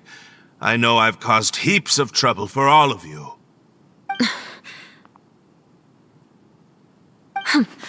Why couldn't you have just said that earlier? I'm back. Oh? Have you already finished catching up? Why are you all looking at me? Oh, nothing. Don't mind us. All right, then let's clean things up here and keep working our way toward getting the crystal light fixed. There's no need to push yourself in your condition, Lessig. I'll take him and find some place for him to rest. I happen to be a little tired myself. All right. I'll leave my cousin to you then. You'd better rest up and regain your strength before we settle things, Lessig. Oh, another path has appeared. This should be the last level. Yes, don't worry. We're almost to the top of the tent. The last thing we need to do is raise the crystal light to the very top of the tent. After the stage collapsed, I realized that having it raised only halfway makes it look a lot like the stage at the Grand Bazaar. Have any of you visited the Grand Bazaar before? No, I haven't. I have. I've gone there a few times with Master Tainari. The place is bustling with all kinds of vendors. And if you're lucky, you can see Nilu perform her dance. Oh, a dance from Sumeru? I'd like to see that myself. If only it were on the way back, then we could stop there. It doesn't matter if it's on the way or not. I would be happy to take you whenever you have time, Eula. Great. I'll take you up on that offer. Yeah. Now that Paimon thinks about it, we've already been there more times than Paimon can remember. Really? My father used to help with festivities at the Grand Bazaar and would always give me candy during the events. I was just a kid and didn't understand anything. I was happy as long as he gave me some candy. To me, fairs and festivals were the best things ever. I always thought my father was amazing and wanted to be just like him when I grew up. But aren't you a scholar in the academia, Maimuna? As far as I know, scholars seldom could spend time doing anything but research. I doubt you could have time to assist your father in preparing festivities. Yeah, seems you read me like a book. When I had the choice between becoming who I wanted to be and who my parents wanted me to be, I ended up choosing the latter. But I was never happy about it. That's almost the exact opposite of Eula's situation. You must have already realized that. Why else would you set up all the booths here and make this place like a fairgrounds? Yes, but I'm still not as happy as I imagined I would be. I realized that attending a fair and running a fair are two completely different things. The main reason my childhood was so fun and carefree is because my family worked hard. But my father knew how difficult and tiring running a fair could be, so he wanted to push me towards academics. But in the end, I didn't do well in either. I gave up on myself and resorted to investigating ley lines in the desert. Some things happened, and then I accidentally ended up here. I finally had a chance to make my wish of running a fair come true. But after seeing everything come crashing down, I feel like I've lost the strength to go on. It's not as bad as you make it out to be, Maimuna.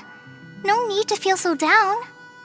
You have the courage to change, and you've been actively guiding us on this journey. Someone who's given up on themselves could never do these things. Oh, Kale. I understand my situation better than anyone. You don't need to try to comfort me. It's not that I'm trying to comfort you. It's just that people sometimes don't realize that their actions speak louder than words. Believe me, this is something that I learned from my time together with Eula. Oh, what are you trying to say? Oh, nothing. Now, let's get that crystal light fixed. All right.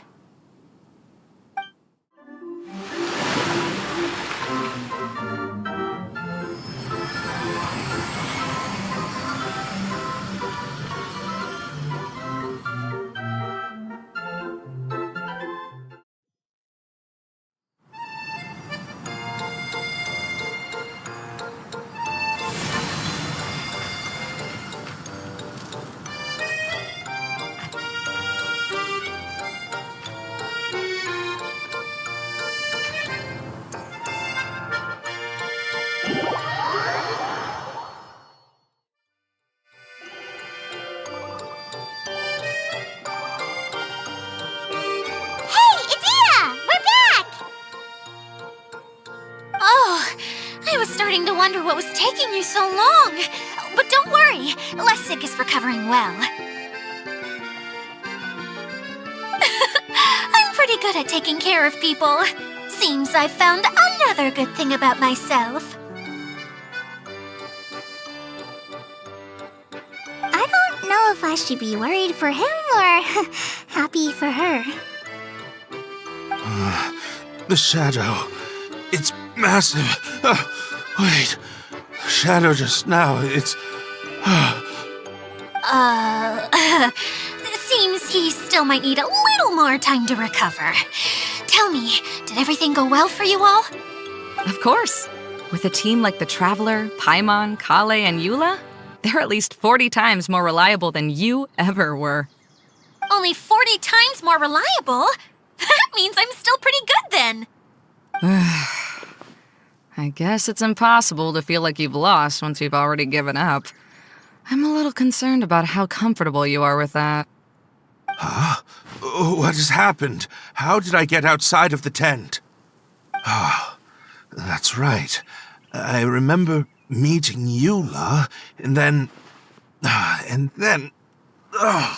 my head. Oh, you're awake now. Don't worry, that's just a side effect of your treatment, Lessig. I'm afraid I still feel a little disoriented.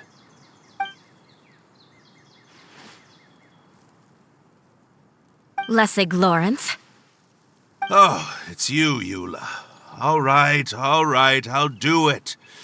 I'll come back to Mondstadt with you and abandon my wild efforts to restore the Lawrence clan. Interesting. Now you want to talk. Seems like you've had a change of heart. In that case, maybe you'll be able to explain everything in detail for us now. I admit it, yes. I came here in hopes of finding a way to restore the Lawrence clan to its former glory. But it was a long journey, and I didn't always know the way. I passed through Liyue and Sumeru. There was even a time when I lost my wallet and had to live in the wild. But the peculiar thing is, I realized that nobody knew me out there. And not a single person even cared about the Lawrence clan. You and I are like glass ponds that were raised in shackles. We were taught to act like nobles, but outside the walls of our home, the people of Mondstadt despised us. Such pompous, hateful, and stubborn teaching. It all culminated to making us cling to the old aristocratic dogma in an attempt to maintain our pride. It's like a never-ending game of tug-of-war, but it is meaningless. You understand. Or I should say, you have already long understood. But I'm afraid that I have only just realized this. Paimon sorta understands what Lessig is saying. Everything he said is true. Your family is probably unaware that you've already changed how you see things. Yes, this has all happened recently. After coming to this domain, I realized the Mondstadt that I want is one where not everyone fears me. All that I and many other members of the Lawrence clan long for is a place where we can live peacefully with others. Lessig, both you and I never had anything to do with the glory of the Lawrence clan. That is all in the past. We are just ordinary people. I originally planned on returning to Mondstadt after taking care of things here. I never thought you would come here. I was completely shocked, which is why I reacted like I did. I'm sorry. See, people can always make different choices, and it seems that Lessig has also chosen to become someone he truly wants to be. Yes, about that. I'm afraid I haven't quite found my own purpose in life yet. That's all right.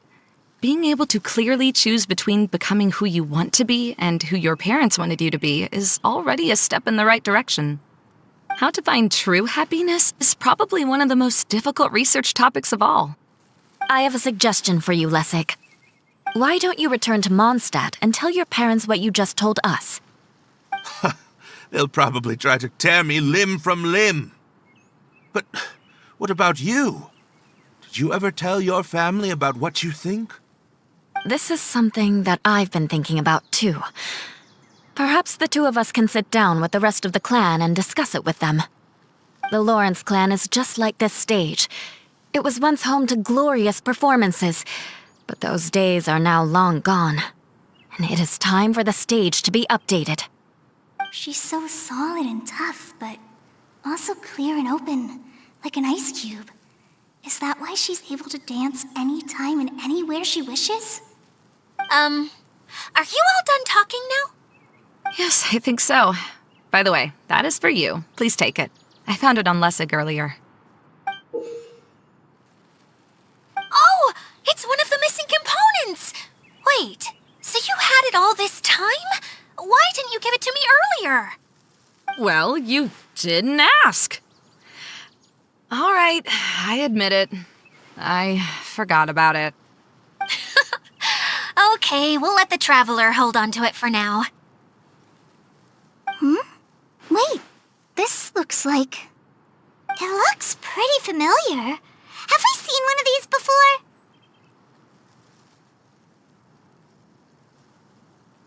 Ah, right! I also bought a similar box at the last festival. Yes, people often use this kind of box for candy at festivals. This was one of the materials originally used to create the tent. But now that the tent has been repaired, we no longer need it. Eating the candy from the box as an adult will never be as delicious as it was when you were a kid. But if you really think about it, there are way more things you can eat as an adult.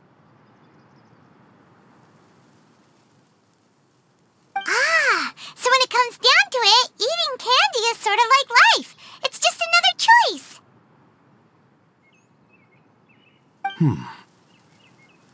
So, as of now, we've already collected 3 of the missing components. Only 1 more to go.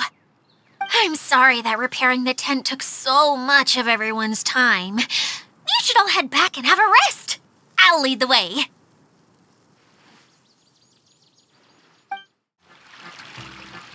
Hey, Kokomi, you're already here. Oh, you're back. I trust your adventures to the forest went smoothly? Yep, you could say that. How about you? Up to anything today? Well, I suppose it's time I told you that as the Divine Priestess of Watatsumi Island, I shouldn't actually be here now. The truth is that a relic known as the Shinro Casket was lost from Watatsumi Island long ago.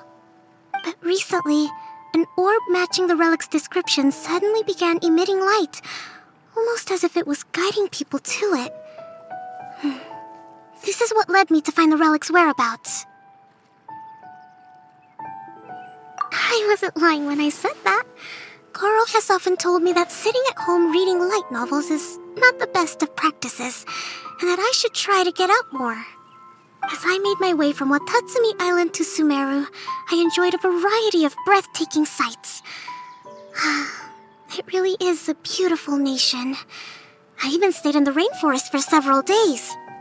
I was surprised to find that the relic had ended up in the desert. I knew it was somewhere here, but I still couldn't pinpoint the exact location. Though I feel that Itia was not intentionally trying to hide anything from us, this domain does have plenty of secrets. I'm sure you've sensed that too.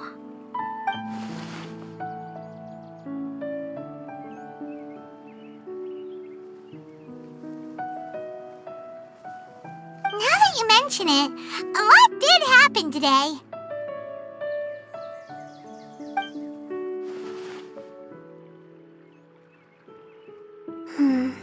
I see. When you found Lessig, did you also happen to find any clues related to this domain? I'm afraid that he was caught up in his thoughts and didn't pay attention to his surroundings. Actually, before the world was flipped upside down, this domain didn't look anything like this. Hey, everyone! Oh, I hope we're not interrupting your conversation. It's all right. You two did a lot today. Care to join me for a cup of tea? Sure! That would be perfect! Eula and I just made some snacks. Turns out Idia has a cooking stove and oven. Seriously, why didn't she mention it earlier? Oh, so did you make us some moon pies? No, I made something called storm crust pie. You should try one, traveler. And I made some pita pockets. You could try some, Kokomi. It should taste great with tea. Sorry. I should call you General. Oh, I would be happy to try some. By the way, Eula, how's your cousin doing now? Oh, him. You would never guess, but he's busy over by the oven now.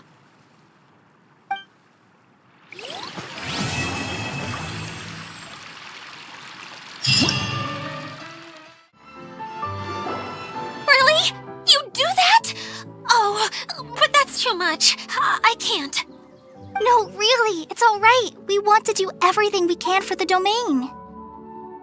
Yes, and to be completely fair, I'm the one who caused this terrible mess in the first place. Oh? What happened? Did Paimon miss something? Hello, you two. Lessig was just telling us what happened. Perhaps you should allow me to explain. I'm afraid it was I who caused all this trouble in the domain. Yes, it was Lessig. To be precise, I saw a most exquisite water orb at the entrance of the domain. It reminded me of an astrolabe my grandfather gave me when I was 7 years old. I was curious if it could rotate, so I reached out and touched it. Little did I know that it was the core of this entire domain. What I mean to say is, I knew something was wrong as soon as the whole place started flipping. It's not just your fault. I failed in my responsibilities as the caretaker here. Oh, I knew I should have put the core somewhere more secure. Oh, you mean the big ball of water at the entrance? Yes, that's the one.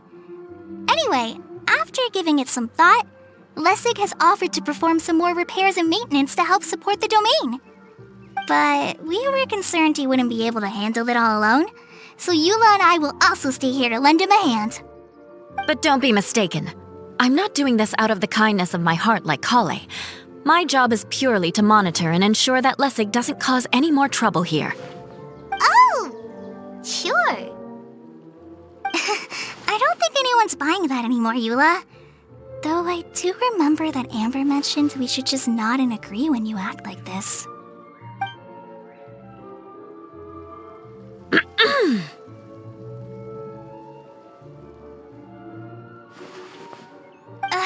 Right. You better not slack off today, Lessig. No, I'll get right to work.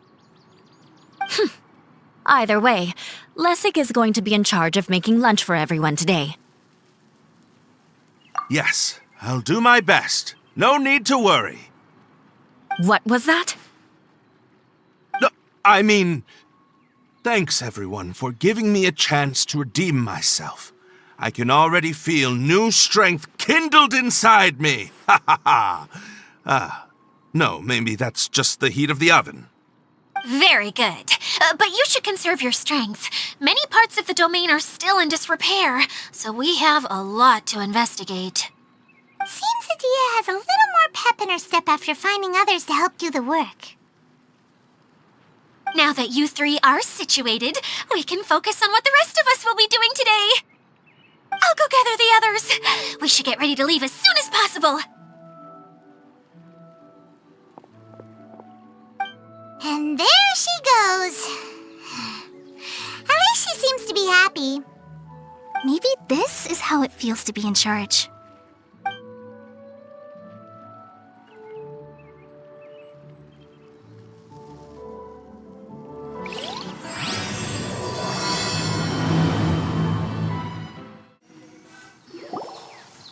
The director doesn't get out much. He's almost always cooped up in his treehouse making props or writing scripts. But I'm trying to remember now. Where is that treehouse of his? Huh? You don't remember? Hey, don't forget! I'm just the mascot. I believe it's that way.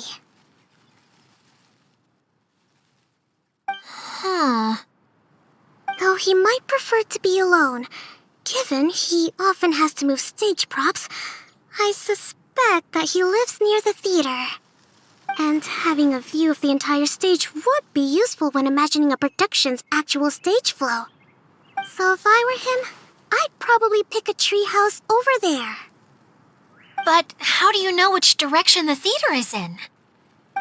Simple. The overall layout and decorations look more exciting in that direction. Oh, good point! Why didn't I think of that?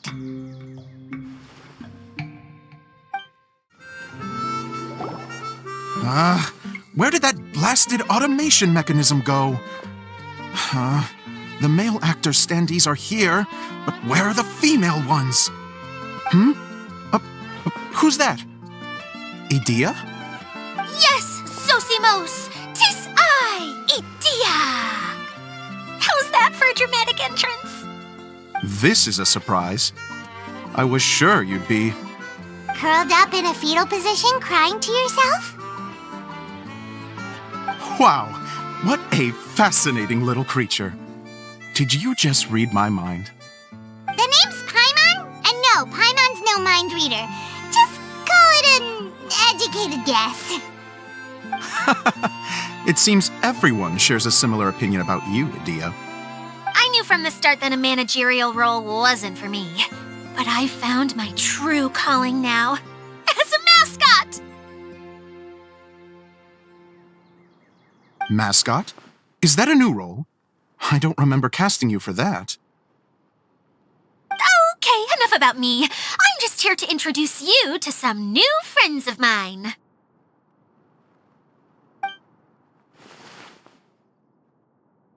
And that's why we came to see you. Well, do you have the component that fell out of the central hub? I do. However... I'm afraid the incident has caused many malfunctions with the stage mechanisms, and I can no longer put on any performances. Okay, so you're holding the component ransom till we help you fix the mechanisms, huh? No, till we fix the stage, surely. I'd have thought he wants us to make some more props, no? Given that some of the standees are missing. Or maybe the component is broken and we need to fix it. You're all forgetting that the majority of his work involves writing scripts. I'll wager that he wants us to edit them.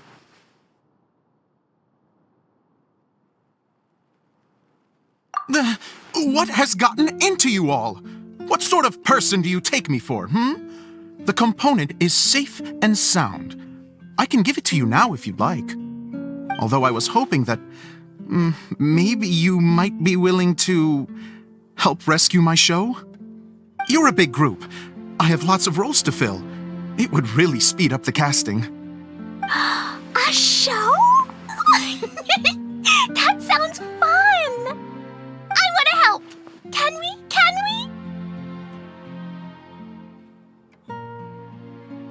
Also, truth be told, I've hit a bit of a roadblock in my script and was just thinking about how to move the story forward. And then you all showed up. Suddenly, I got my muse back. I don't know how to explain it, but something about seeing all of you finally helped me figure out how to continue my script. Huh? You mean that story you've been stuck on forever? Are you serious? You really think you can finish it now? Yes, really. Just give me a little time, and I'll write it all up. In the meantime, I'll leave things to you, Edea. Whoa! And he's off to write the script! Zosimos has always wanted to write an epic story about a thief and a mage. Apparently, he got the idea from some rumors that were swirling around, but he only got as far as writing the intro before writer's block set in. Why don't you all take some time for yourselves while I see what I can do? We'll reconvene after the director finishes his script.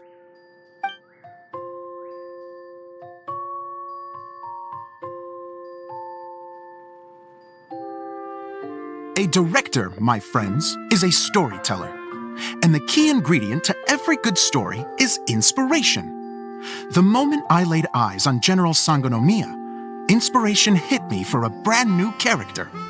The heroine was the missing piece of the puzzle. The rest of the story flowed naturally from there, and now it's finished. So please, take a look through your scripts, and we will tell this story together.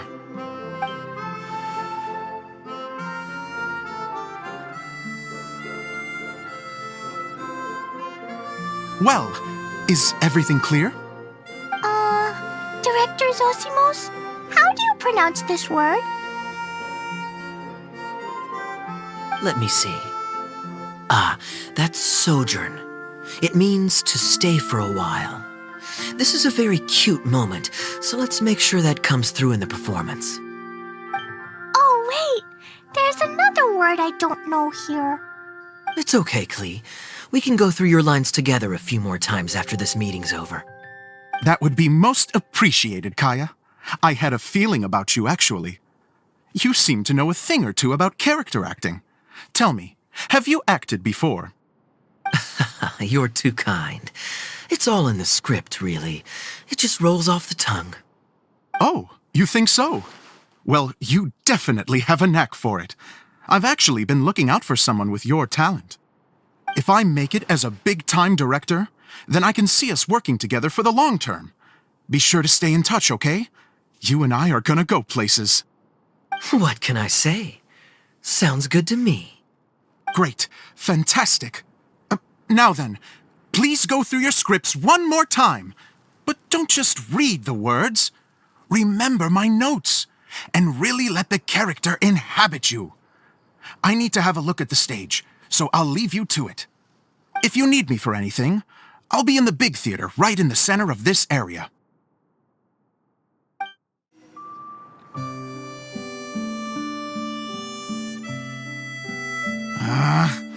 Where did it go? I put it right here. Hey, Zosimo! it's you two. Please, come here. Feast your eyes on this stage. I designed it myself. So, directors have to design the stage too? Oh, I'm no ordinary director. I take a more holistic approach. Directing, script writing, stage design, I do it all. Sounds like a lot of work. Idea wouldn't be able to handle that kind of job. Idea has her work cut out for her too, you know. She's my one and only member of the audience, though she often criticizes my shows. Well, she just says what she thinks. You don't know how to write, or this is getting ridiculous. I think it's because I use preprints in a way that she feels goes against what they're intended for. But even though she's my harshest critic, she's also been my biggest supporter in a lot of ways. I guess you could say she's like my agent. I'm very grateful to her. I've always dreamed of being a director, but I've never had the chance until I came here. So, what did you do before you came here? Like I said, I dreamed. From a young age, every time I came home after a show, I'd go over the story again and again in my mind. Growing up, my biggest aspiration was to be a director. Unfortunately, I couldn't offer much beyond my practical skills, so I ended up spending most of my time as a prop designer and doing a bit of set design on the side. Don't get me wrong, I do love building the set, but nothing satisfies me more than putting on my very own show. No wonder you only wrote director on the sign. Exactly. You're not doing a great job of convincing me that you're not a mind reader. By the way, could I ask you for your help with something? I'm having trouble finding the master script, and I'll need it shortly. The one you only just finished writing? You lost it already? Yeah. After I handed everyone their copies, I held on to my master copy while I was checking on everything around the theater. I must have dropped it somewhere. If it's not here, then it might be in the attic. These are the only two places I've been since I finished writing it. But, I still have some things to do to get the stage ready. Would you two mind having a look for me? No problem. We'll find it.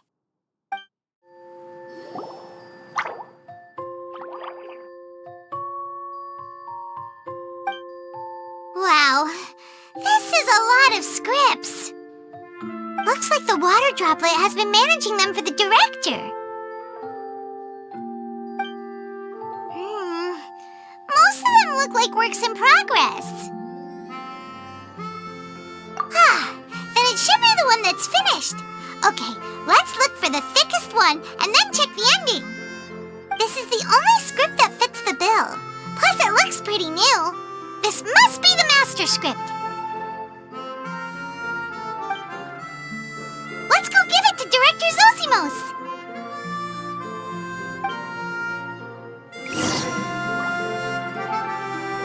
Zosimos, we got your script! Thank you. That's a huge help. I'm running out of time here. There's no way I'll be able to fix everything up perfectly. We may just have to wing it. Anyway, the stage is secondary. The performance is what really matters. Things can always go wrong on stage, but as long as the show goes on, it should be fine.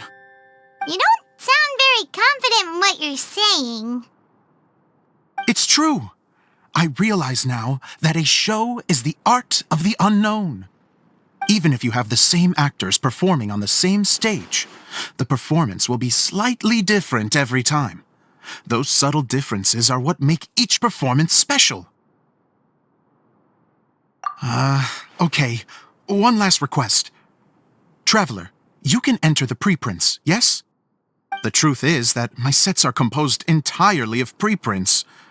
First, I use materials to make the objects. Then I take those objects and turn them into the preprint. Now, of course, preprints are really meant for making objects to furnish the domain. So using objects to create preprints is, strictly speaking, the reverse of what this is intended for.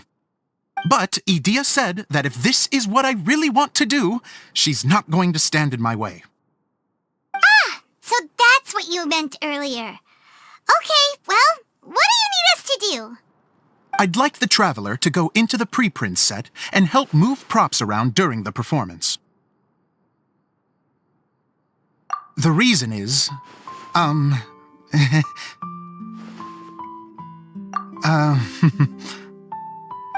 Paimon gets it now. If you're busy directing, moving the props, and operating all the mechanisms, you never get the chance to watch the show. Yes, I know that I'm no master playwright, but still. Even if it really is a half-baked script, with shoddy writing and moments of sheer ridiculousness, I'd still like to see it for myself, just once. Hard to turn a guy down after a speech like that. Thank you. Genuinely, I'm so grateful. I'll go and inform the others. Then, as soon as you're ready, the show can begin.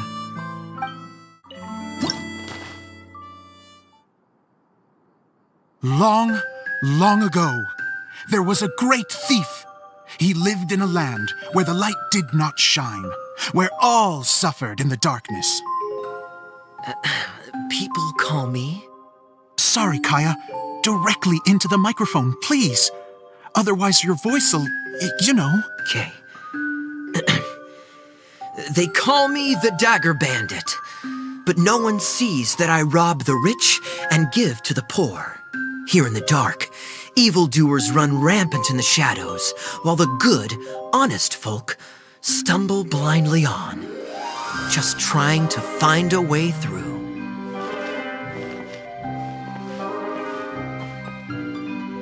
As the bandit brooded, suddenly the world was inexplicably changed as a single star appeared on the horizon and flew across the sky. Traveler, stomp on that movement mechanism in front of you.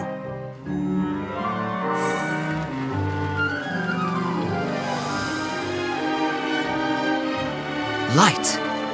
A brief flash, yet enough to illuminate the world. If I can find the source of that light, I can shine it into the darkness, and the people will suffer in blindness no longer.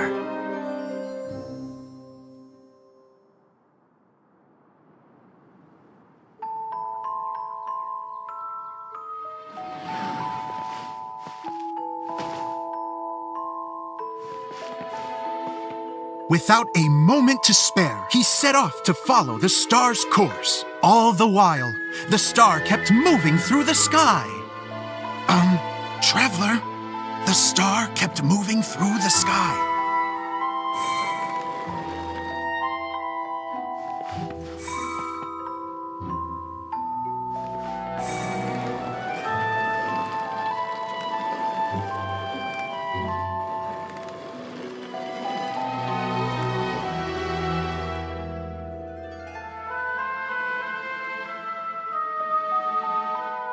Looks like I have to go through the desert. This could get dangerous. If everything he'd heard was to be believed, the desert ahead was a no-man's land filled with horrors. Worse still, the star had landed in the most difficult-to-reach location, surrounded by sheer cliffs, but he was determined to press onward. I've come this far, and I'm not about to turn back now.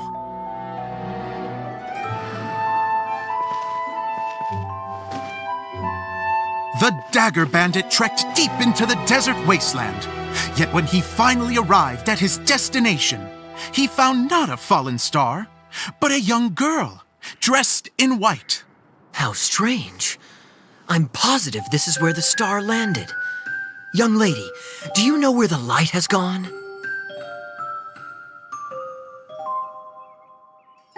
The girl replied,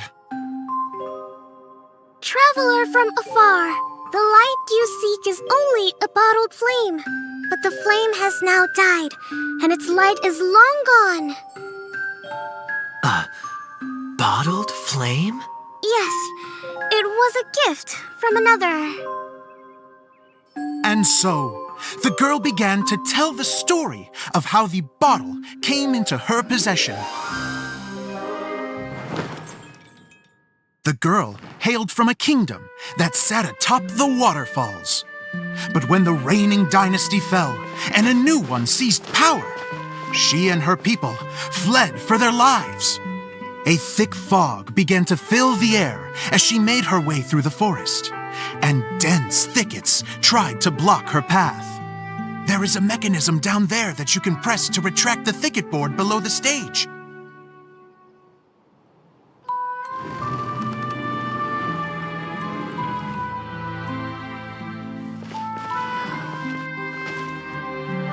If I only had a lamp to guide me through this wretched forest, then I could survive. With scratches covering her arms and legs, the girl pressed through the pain and made her way forward. The road ahead was arduous, but she was determined to press onward. I've come this far, and I'm not about to turn back now.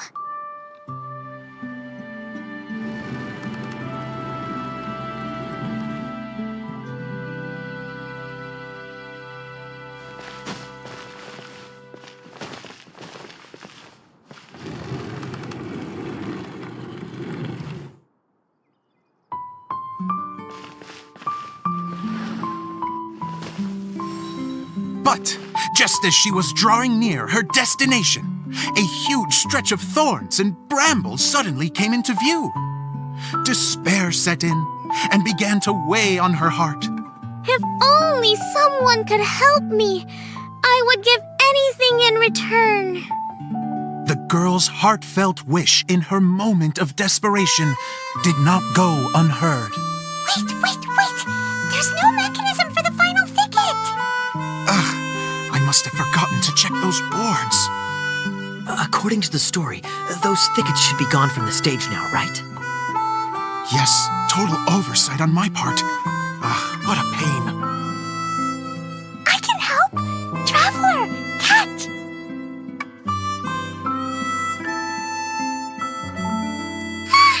It's a Jumpy Dumpty!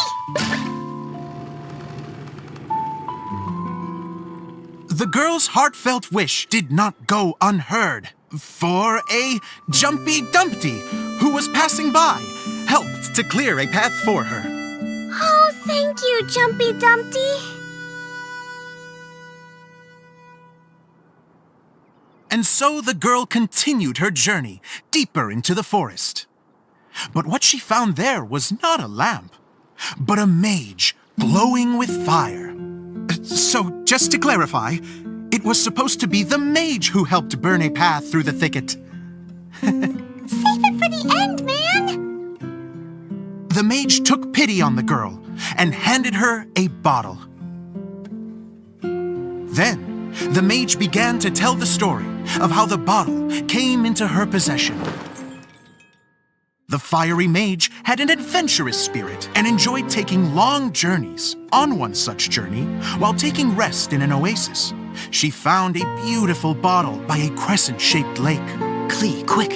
Get in the light! She was an extraordinary mage, with the power to grant people their wishes. She turned the bottle into a thing of equally extraordinary power. But the only place that it could make wishes come true was inside of the bottle.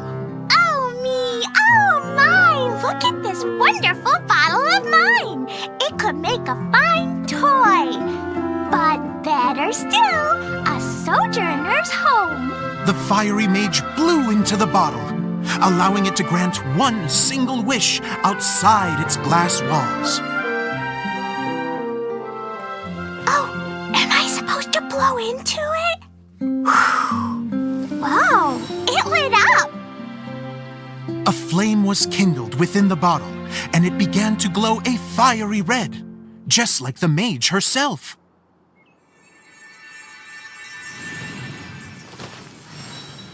After the mage finished telling her story, she disappeared, leaving only the bottle behind. A magic magic bottle that can grant wishes. And I wish to leave this place and go somewhere where no one will ever find me again. And then? The bottle seemed to softly inquire.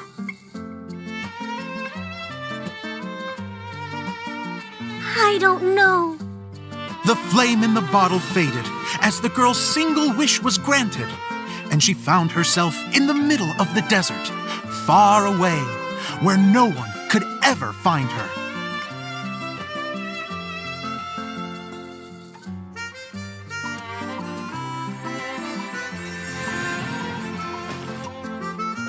When the Dagger Bandit listened to her story, he sighed in disappointment that the flame with the power to grant wishes outside of the bottle had already died.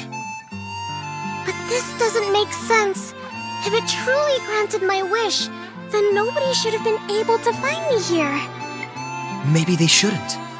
The desert is difficult and dangerous to navigate, but I was determined to make it, no matter what. Then take this bottle with you for your trouble. It may be able to grant you your wish, though sadly, only within the confines of the bottle itself. All I wish for is light. Honoring the bandit's request, the girl wished for light inside the bottle, and sure enough, it lit up. They found that while the light was only generated within, it could nonetheless shine through the glass and reach anywhere in the outside world. Even though it doesn't burn as brilliantly as the light that shone before, this is still an extraordinary light. What will you do after I take the bottle? I don't know. Well, then maybe you should come back with me. With no reason to refuse, the girl accompanied the Dagger Bandit back to the land where the light did not shine. They brought light to that place, and the darkness was dispersed, and they lived happily ever after.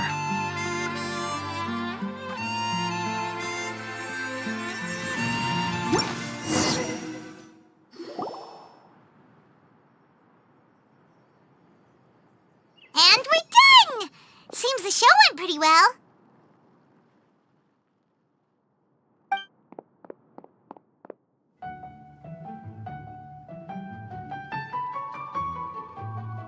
Mr. Honorary Knight!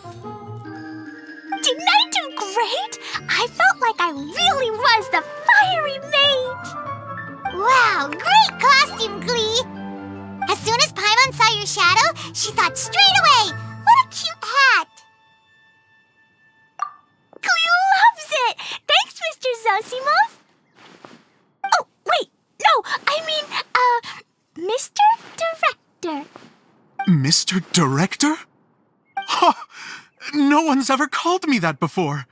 Thank you, my dear little mage. Thank you so much. Oh, I'm so happy.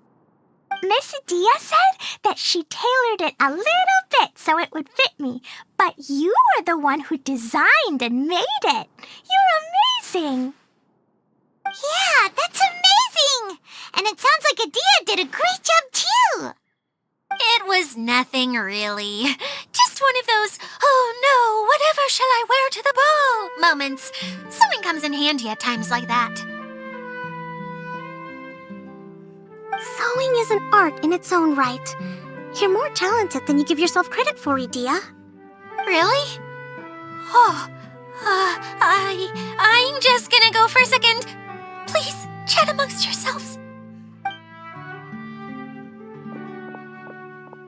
She gets embarrassed so easily. She really can't handle being in the spotlight. Idia's a sensitive person and doesn't have a whole lot of self-confidence. I hope all the excitement hasn't brought her to tears. Oh, I'm a little worried. Don't worry. I'll go make sure she's okay. I'll see you all later.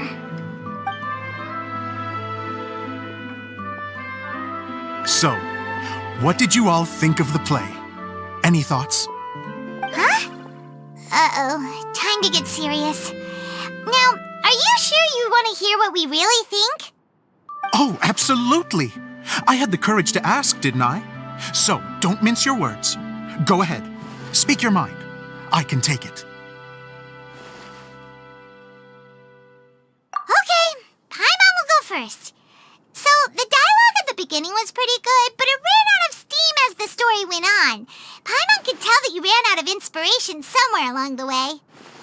The characters were honestly a little bit ridiculous. Paimon didn't get what you were trying to do. The moment anyone started to show any kind of substance, suddenly the scene was over. Yes, all very good points, Paimon. I would add that in its attempt to pay tribute to the series 1,000 Nights, all semblance of a coherent was sacrificed. Plus, I do have to penalize you for the issues with the props.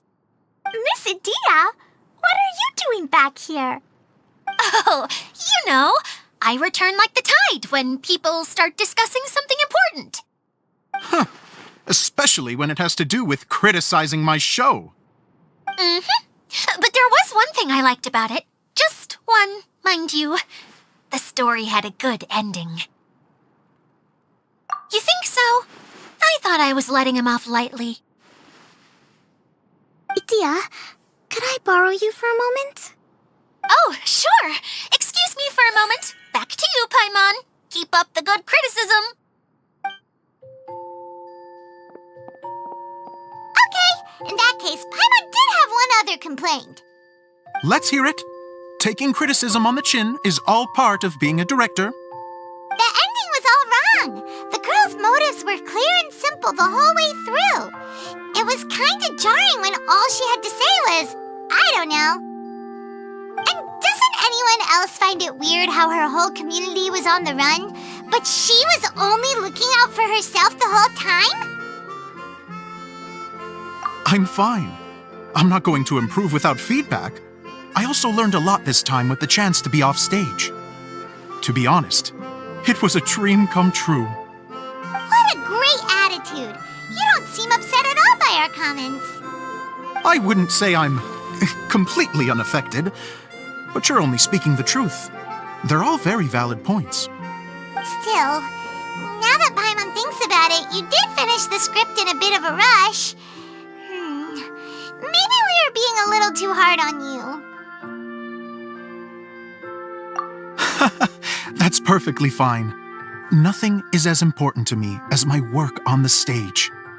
We all use our imaginations when we're kids, right? I used to play with dolls and my own cardboard cutouts by the light of an oil lamp. The shadows would come to life and dance on the walls. I never got tired of it.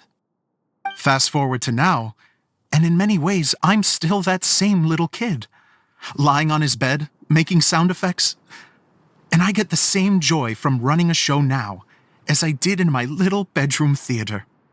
Of course, a director can accomplish nothing without a cast and crew. So on that note, I want you to all know that I am eternally grateful to each and every one of you. Hey, don't mention it. We had a blast. Okay, here, take this. Your component, as promised. It's the bottle from the show! The one that lit up when I blew into it. That's right. Can you guess the secret behind why it lights up? Oh, maybe there's an invisible fairy inside that opens its eyes when you blow into it. Bingo! You guessed it. That should do the trick. Oh, wait, this needs tightening up a little. Hold on, this will only take a second.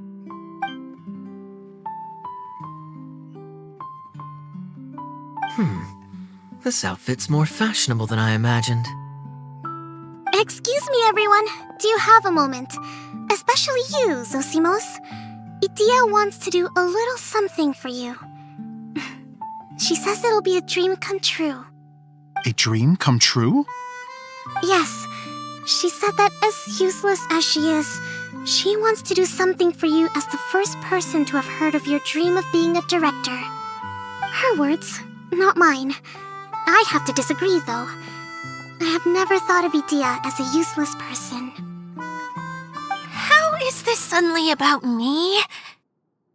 If everybody is ready, then I'd I'd like to invite tonight's male lead to take the stage. Ta-da!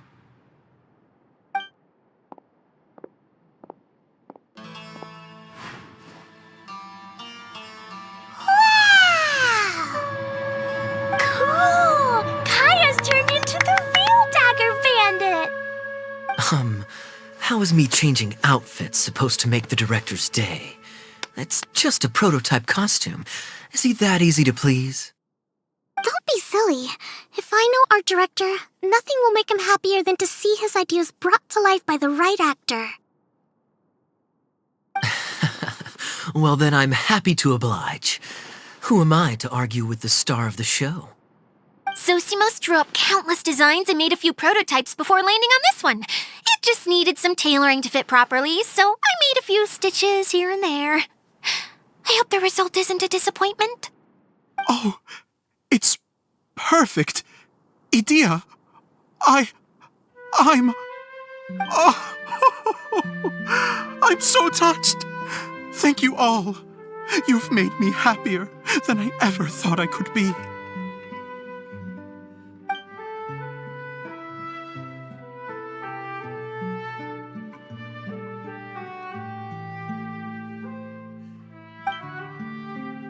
How are you doing? Recovered? Oh, I'm good. Thank you again, Idea.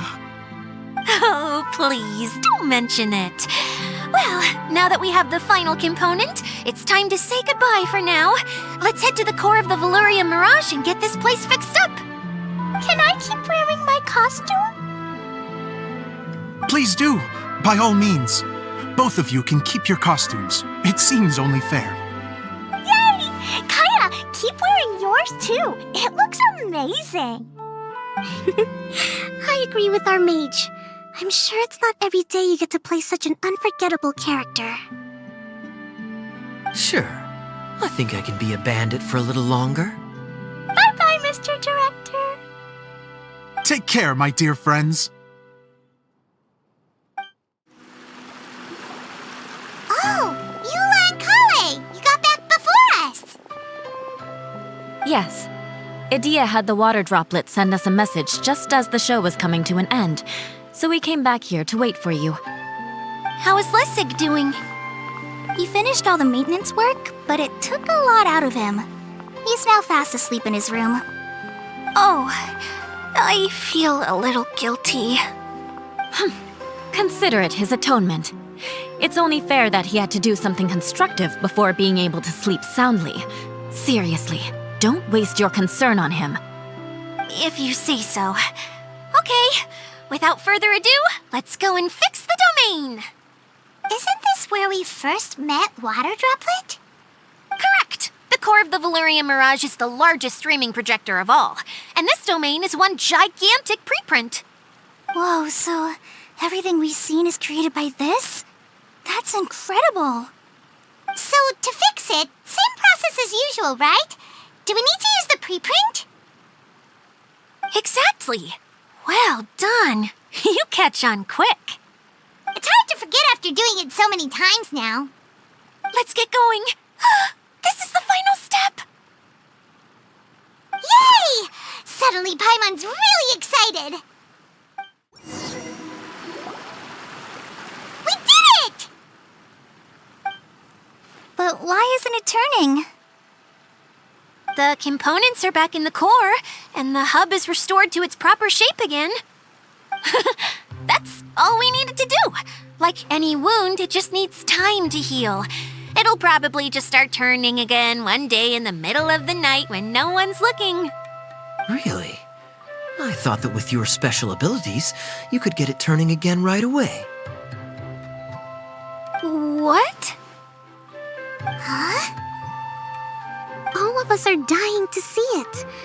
Not just how the domain looks when it's fixed, but also Idea and her element. I want to see Idea using her magic powers too. I bet they're super awesome. What are you guys talking about? And how is Klean on this, but Paimon isn't? They're referring to our mascot's true form. As I've said all along, There's much more to Edea than she gives herself credit for. She has a very special power. Though, I think some of us have sensed that already. Did you notice right away, General? I only found out when I was chatting with Eula. So our general was the first to notice. It seems like she's more perceptive than she lets on. I'd say the same about you, Kaya. What the? All of you? No? I mean, I wasn't trying to hide anything from you, I promise. It's just, for people who stumble upon this place by accident, I think my current form is more approachable than my true one. I don't want people to get scared when they see me. What? What is it? And whatever it is, how the heck does everyone know about it? Well, for one thing, I sensed elemental energy in the residents here, but none of them have visions. Then my mind started to wander as I was reading a storybook, and suddenly, I had a thought. Since hydro-eidolons can change into any form, why not human form? You hit the nail on the head. All right, in that case, please allow me to introduce myself once more.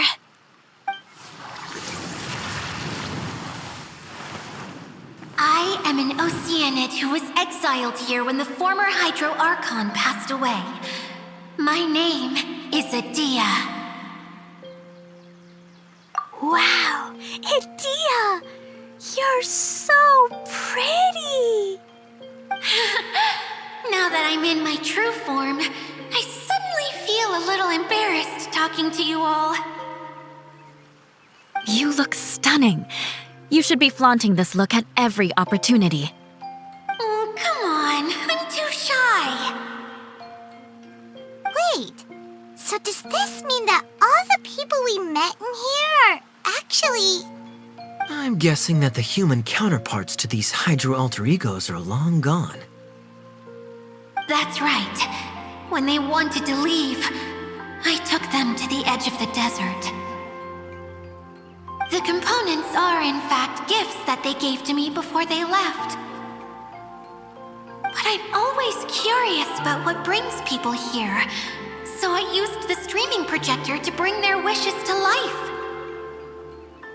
The power to grant wishes, but only within the confines of the bottle. Exactly. It's a truly extraordinary light. I've just realized something. When the components fell from the core, it appeared as if they had returned to their respective owners. But actually, it was after the components landed where they did that their owners and the things associated with them arose around them to form the different zones.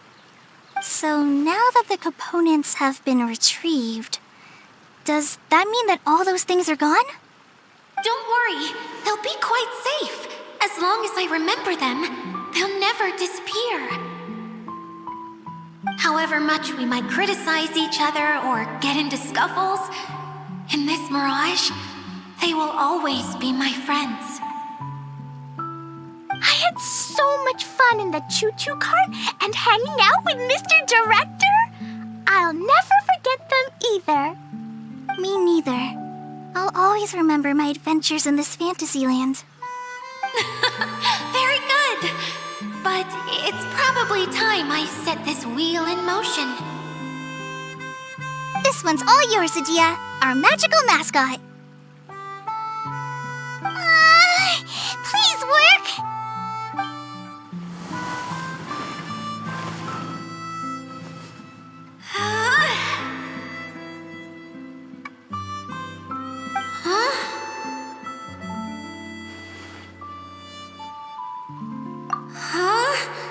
That's strange. Nothing happened. Has it lost some power because of the incident? Oh, crumbs! Not now! Not right off the back of everyone putting me on a pedestal and me acting like this is going to be my big moment!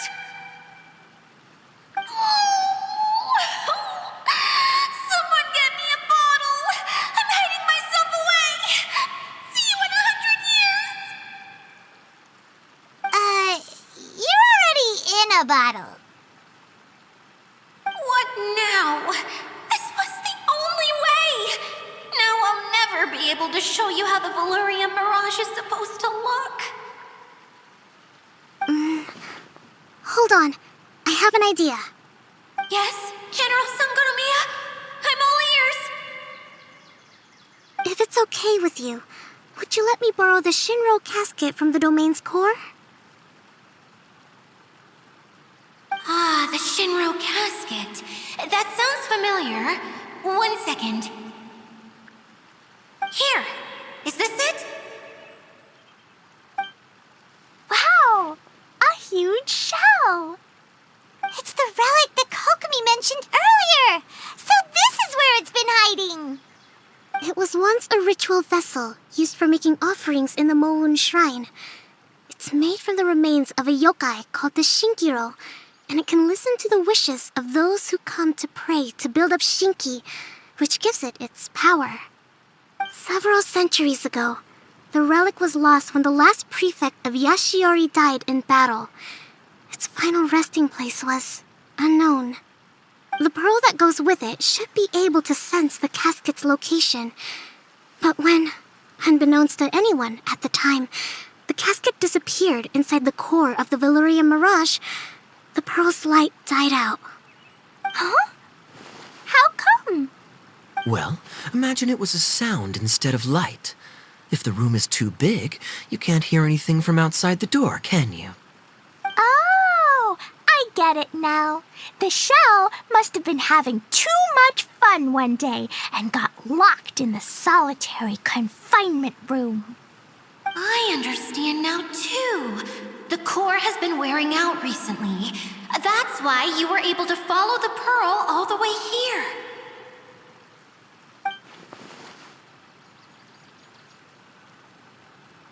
To get back to the story, without the offerings at the shrine, this vessel quickly loses its power. Yet countless people who have visited this domain brought their wishes with them and left a small piece of themselves behind along with their gifts. These have the same effect as the offerings at the shrine. Wow! I never knew this thing was so powerful. It is. Powerful enough to help you repair the Valurian Mirage with any luck. But what do I do with it? It's simple. We just need to awaken it by telling it what we wish for. For example, my name is Sangonomiya Kokomi, the divine priestess of Watatsumi Island. And my wish is to use my critical thinking and strategic planning skills to bring a little more joy into the lives of my fellow Watatsumi Islanders, as well as the lives of everyone I cherish. Itia, what do you wish for? Me? My wish is that all those who have sojourned to the Valurian Mirage in the past will achieve what they truly wish for. Not just in this domain, but out there, too. Even though I know full well that trying to build a railway in the outside world is just a pipe dream, and that Maimuna will probably just go back to being a scholar. And I know that Zosimos has a lot of improving to do as a playwright. It's going to be tough for him back in Fontaine. Chasing your dreams is hard work. Despite all of that, I still hope that somehow, someday, they will achieve their dreams.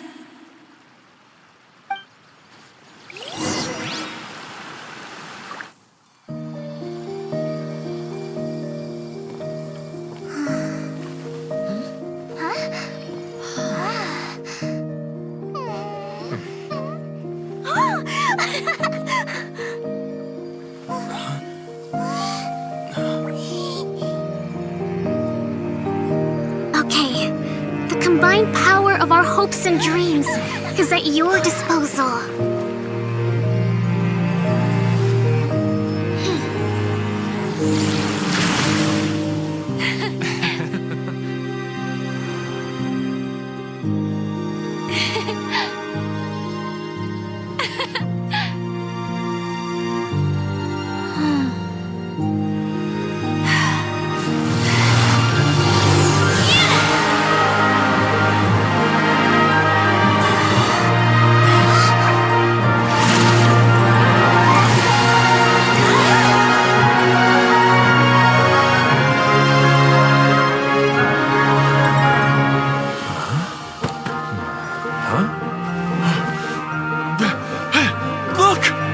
It's been fixed.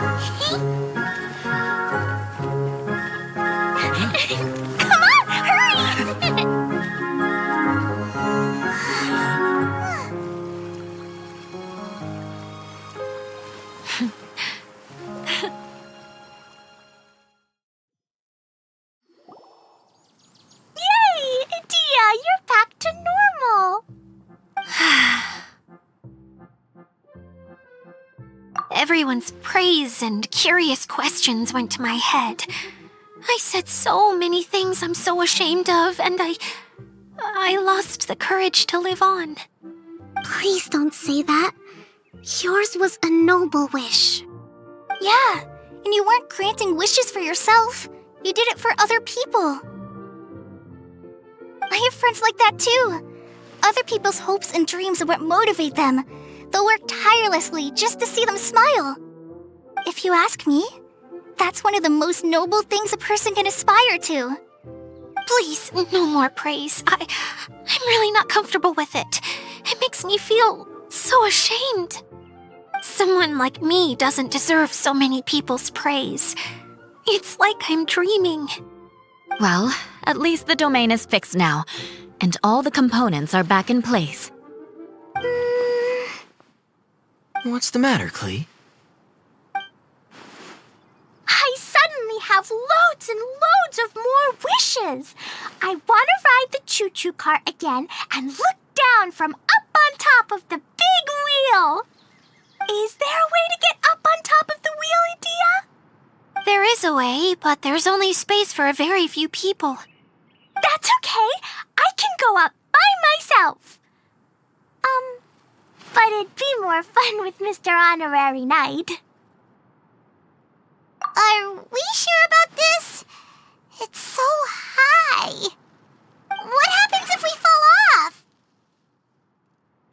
Well, yeah, but Paimon's just worried for you. Don't worry, I'll be there to make sure no one falls off. I haven't been up there in a long time myself.